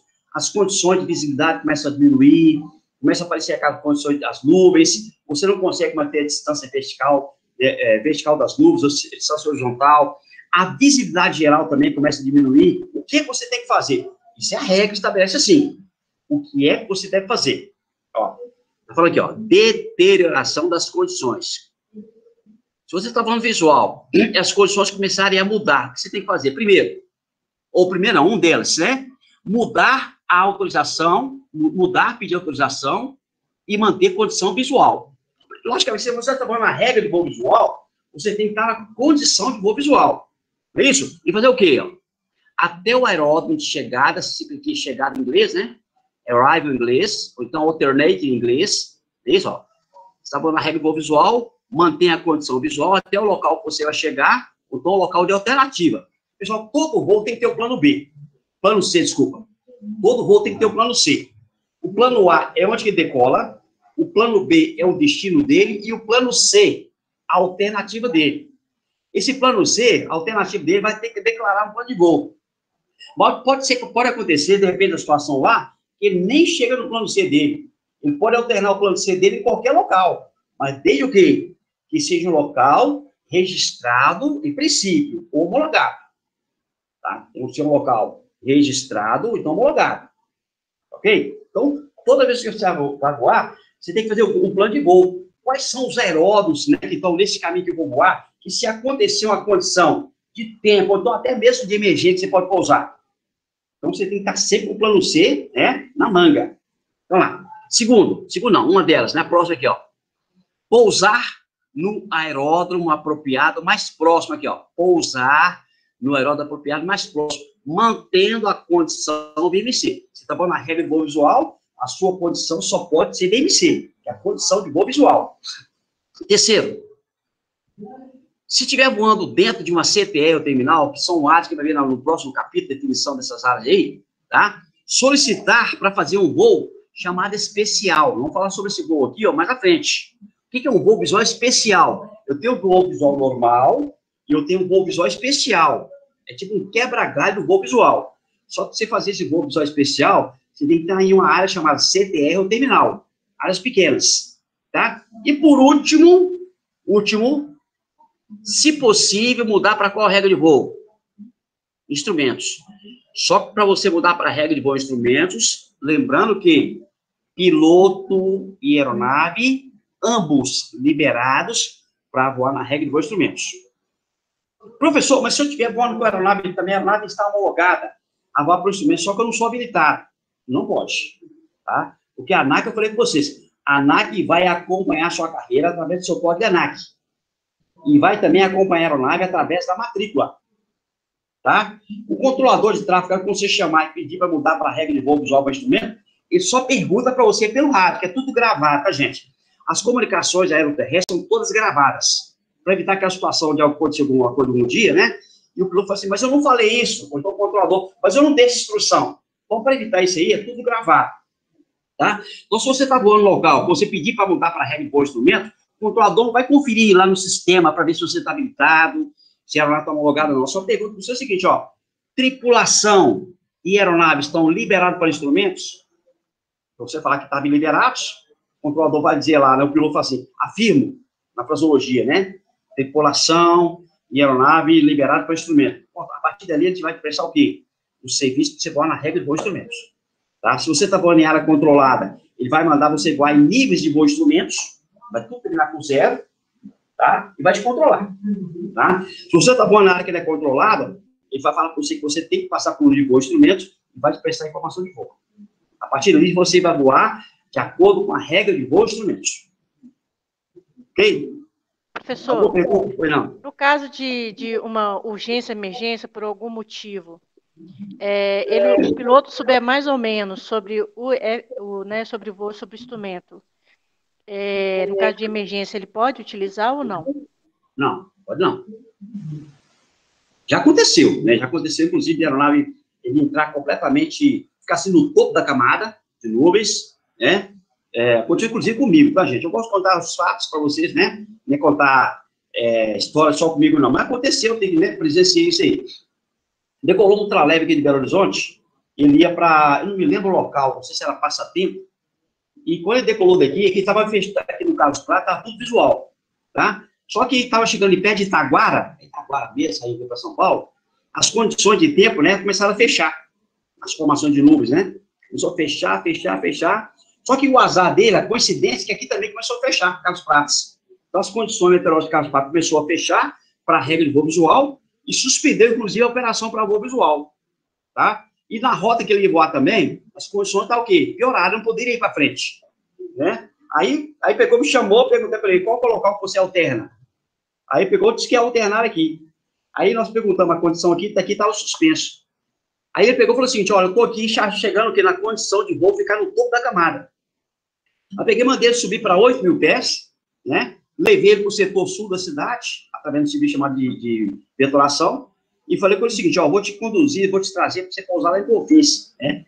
Aí mais alto, para evitar passar aqui na Serra do Curral muito baixo, né? Aí foi orientando ele para ir direto para pousar em Confins, que lá em Confins estava bem. A Pampulha também ficou suspenso para a regra de voo visual, né? Coincidentemente, Pampulha, Carlos Prates, suspenso para a regra de voo visual, o caminho que ele voar para frente não dava para ir, e não tinha nenhum local de pousar.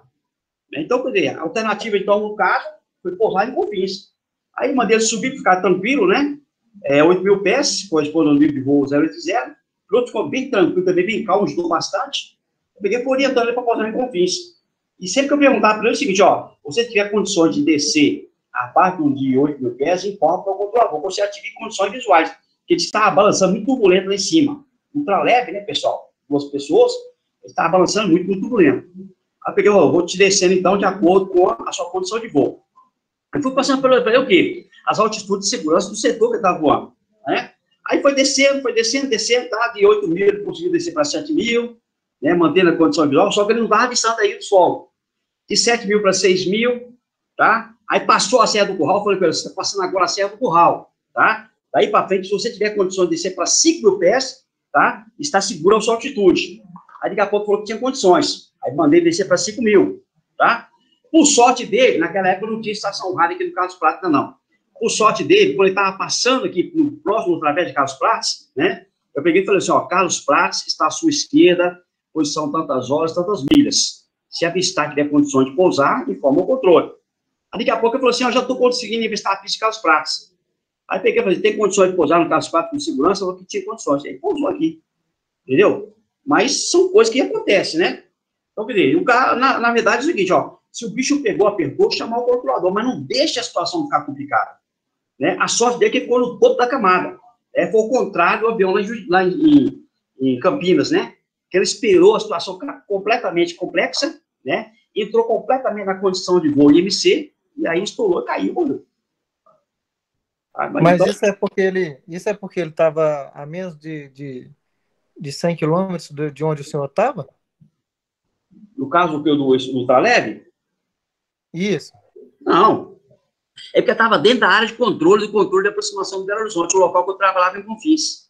Ele está ainda dentro da nossa jurisdição de trabalho, entendeu? Então foi por isso que eu mandei ele subir para 8.000 pés, aí usei um serviço de vetoração a dar para ele, depois vocês vão entender como é que funciona essa parte aí, né? E ele ficou bem tranquilo também, ajudou bastante, né?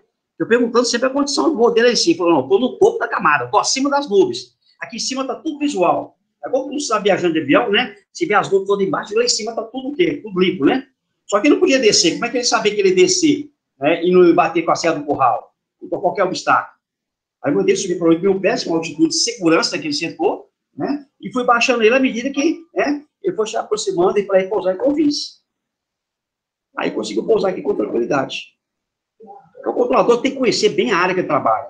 As altitudes, os pontos, conhecer tudo de cor e salteado. Não é só eu, não. Qualquer controlador que trabalha na sua área de trabalho tem que conhecer bem a sua área de trabalho. Que surgiu uma situação dessa aí, como é que você faz? Não posso fazer nada para você, não. Não, tem que estar lá para ajudar, né? Ok? Pessoal, então se você está voando visual, a regra de voo visual e as condições começarem a deteriorar, o que você tem que fazer? Essas 4 situações aqui, ó. Não pode esquecer. Ok? Vamos lá. Agora vamos lá. As condições para você fazer um voo visual. Ó, quais são as condições que exigem para você fazer um voo visual? Primeiro, do lado aqui esquerdo aqui, ó. Se for no período diurno, eu tenho que ter o quê? um aeródromo, ou então o quê? Um heliponto. Ó, no período diurno, durante o dia, eu tenho que ter o quê? Em princípio, né, gente? Um aeródromo, ou então um heliponto. Fala em princípio que o helicóptero, pessoal, a gente vai ver essa parte aí, só o pessoal do helicóptero, que os helicópteros falam que pode, não. Nem que pode, é um acordo, né? Dos proprietários dos helicópteros, dos pilotos, que eles pousam e decolam em qualquer local que não tenha documento. Mas é sob total responsabilidade do piloto. Tá? Então, em princípio, tem que ter o quê? Um aeródromo, então ele conta. Tá? Registrado quando ele é privado e homologado quando ele é público. Isso é o período diurno. No período noturno, além da pista do aeródromo do heliponto, se for à noite, tem que ter o quê? Essas luzes aqui, ó. Depois vamos ver no capítulo 5 da apostila, tá? Condições com o tipo das luzes que são exibidas nos aeródromos, pessoal. É toda para usar pelical. Nós vimos as luzes que as aeronaves exibem, né? A de colisão, navegação. A pista do meu aeródromo do heliponto tem que ter as luzes todas padronizadas. Então, se for no período diurno, basta ter o quê? Uma pista, né? Normal aqui, ó, uma pista normal, um aeródromo, ok? Se for no período diurno, né? Então, o heliponto. Agora, se for noturno, tem que ter o quê? O aeródromo do heliponto balizado, com as luzes de navegação, as luzes que balizam ele pousar. Ok? Isso é a condição. Vamos lá.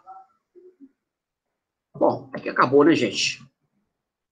Depois, pessoal, vamos ver lá quais são os valores mínimos que permitem você pousar e decolar na regra de voo visual. Por enquanto, somente essa parte aqui. Pessoal, de regras de voo visual, alguma pergunta? Eu tenho. Ah, vou fazer. Ô, professor, para quem voa visual, a nossa área mais alta aqui é a Serra do Curral, não é isso? Uhum. Tem algum ponto... Hã? Aqui na área de Belo Horizonte, você fala assim, da terminal de Belo Horizonte, a área mais Isso. alta é o nível do Caraça. Ah, sim.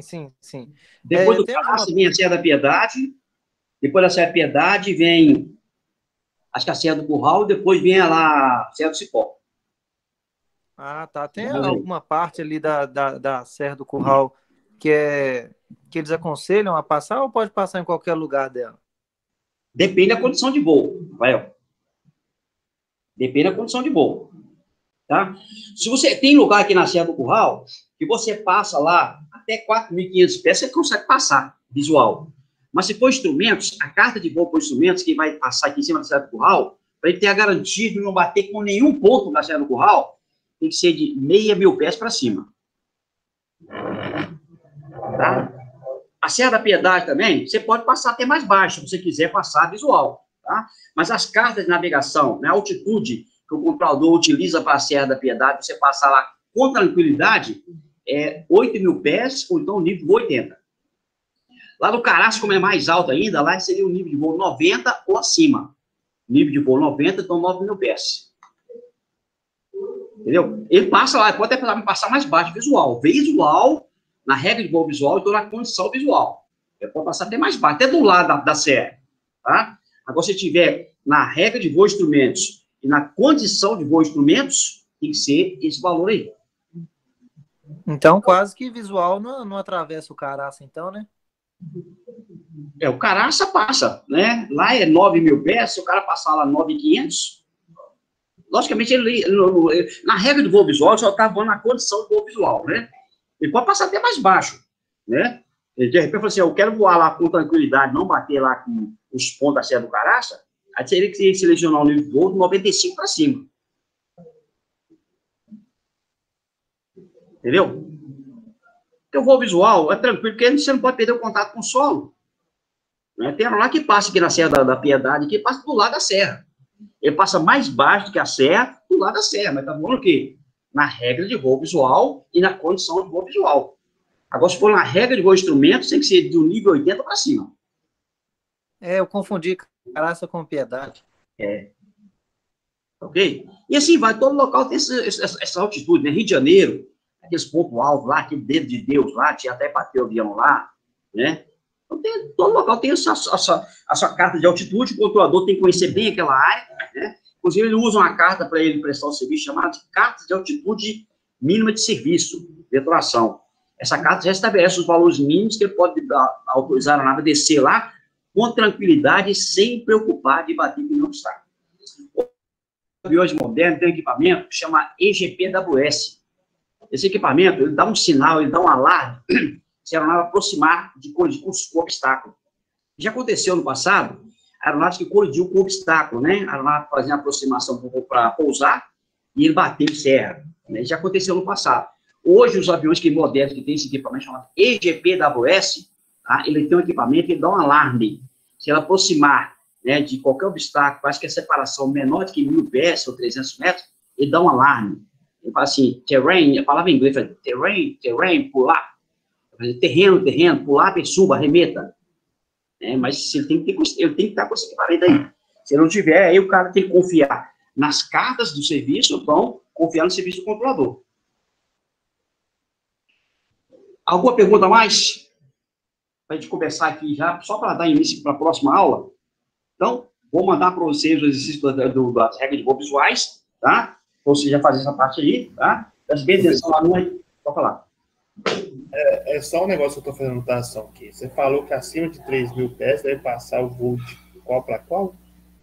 De 3.000 pés de altura em relação ao ponto, não é isso? Tá? Aqui no Brasil, se você voar acima de 3.000 pés de altura, você deve voar com a pressão padrão QNE.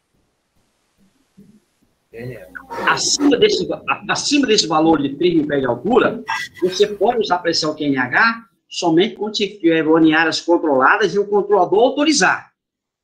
Acima de 3.000 pés de altura, se você tiver voo em áreas controladas e o controlador autorizar você mudar para a pressão QNH, beleza. Caso contrário, tem que usar a pressão QNE.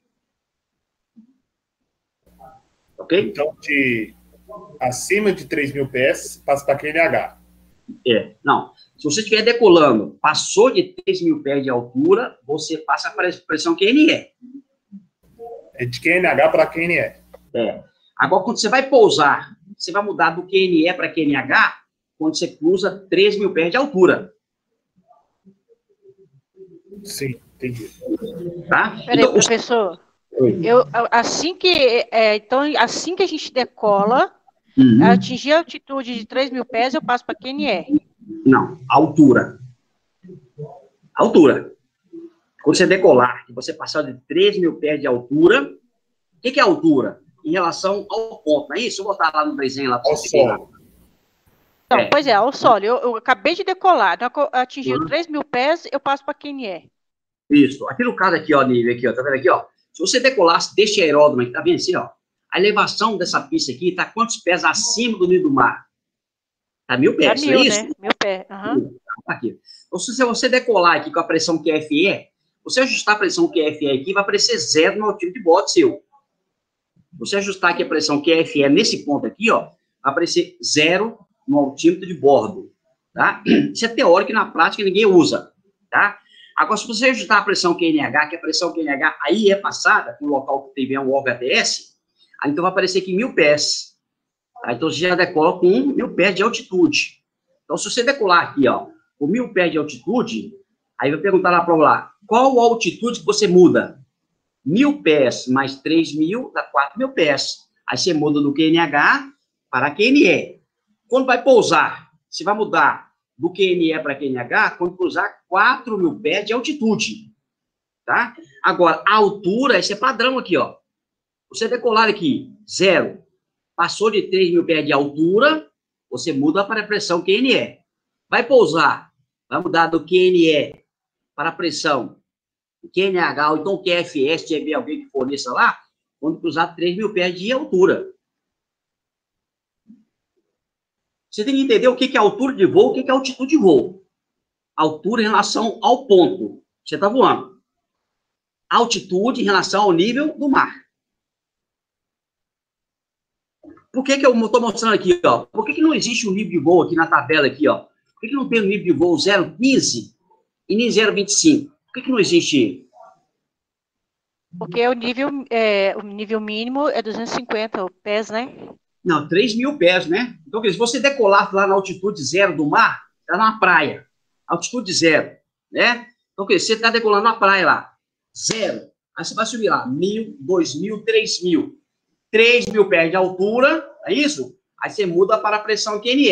Aí você vai selecionar, dependendo do seu magnético, o nível 0,85, ou então 0,45. Por isso que não existe um nível 250 é nosso. É. 250 é nosso. Aí velocidade, essa é outra coisa. É velocidade, eu confundi, não entendi. Tá? Então, eu preciso aqui que não tem um nível de voo 0,15 nem 0,25. Que eu acabei de falar, né? Aqui no Brasil, você decolou, passou de 3.000 pés de altura. O que é a altura? Em relação ao ponto, ao solo. Então, se você decolar lá na praia 0, já soma lá, 0, 1.000, 2.000, 3.000 pés, é a altura ali, ó. Né? Aí você vai ter que mudar para a pressão QNE. Vai pousar lá, mesma coisa, vai pousar lá, cruzou 3.000 pés de altura, você vai mudar para a pressão QFE, então pressão QNH de lá. Se alguém for nesse, isso é teórico, tá, gente? A pressão QNH só vai ser informada para vocês em locais que tiver o quê?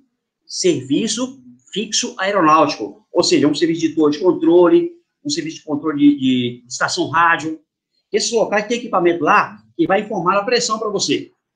Os locais que não tem estação, o camarada nem muda, tá, gente? O local que não tem estação, tipo Divinópolis, Paraty, o cara nem muda para pressão de QNH. Porque lá não tem equipamento para informar pressão. O cara nem muda. Isso é teórico para prova só. Professor. Oi. Então, por exemplo, você decola do Carlos Prates aí, vou colocar 3.000 pés. Uhum. Então, quando eu atingir 3.000 de altura, eu mudo para QNE.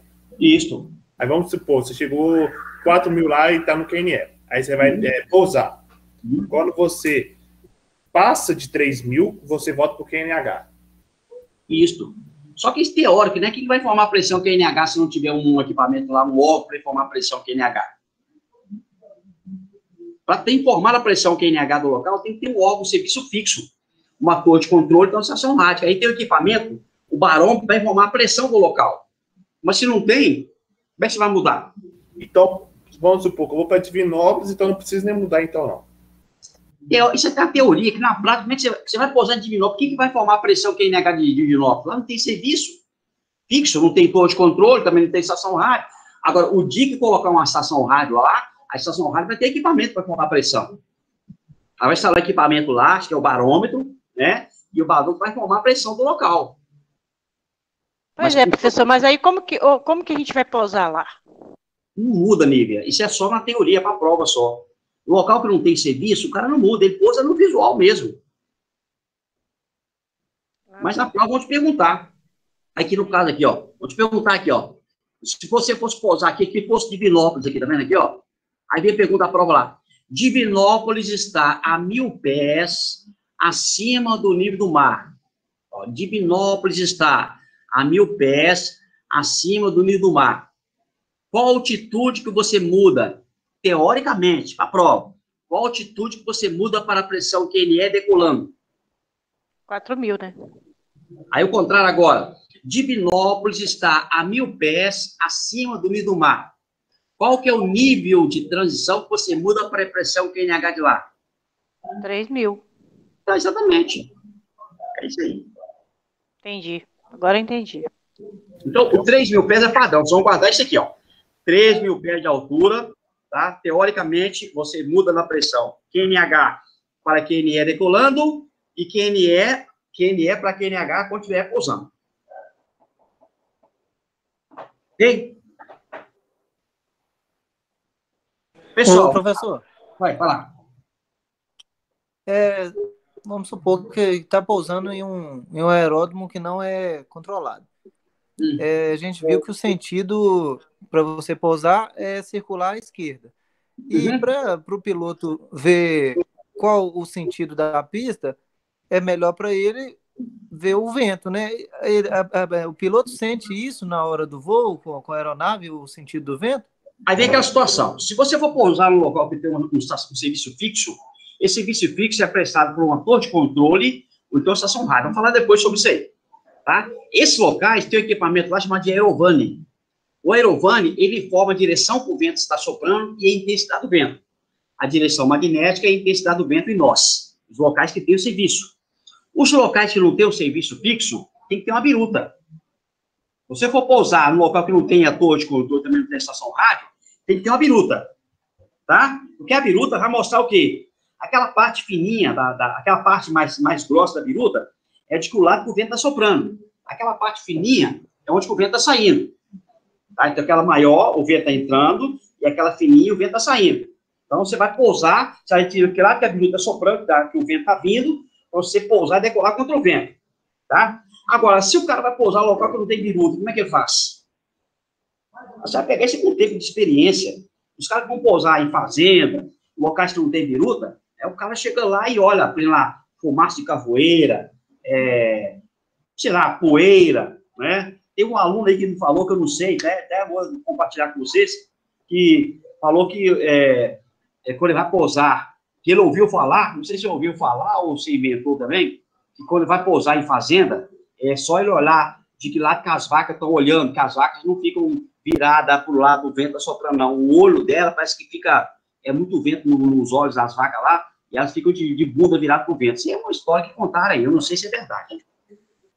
Entendeu? Mas no local que não tem, o cara chega lá e vai o quê? Ó, aquele negócio, né? Eu vou posar naquela cabeceira.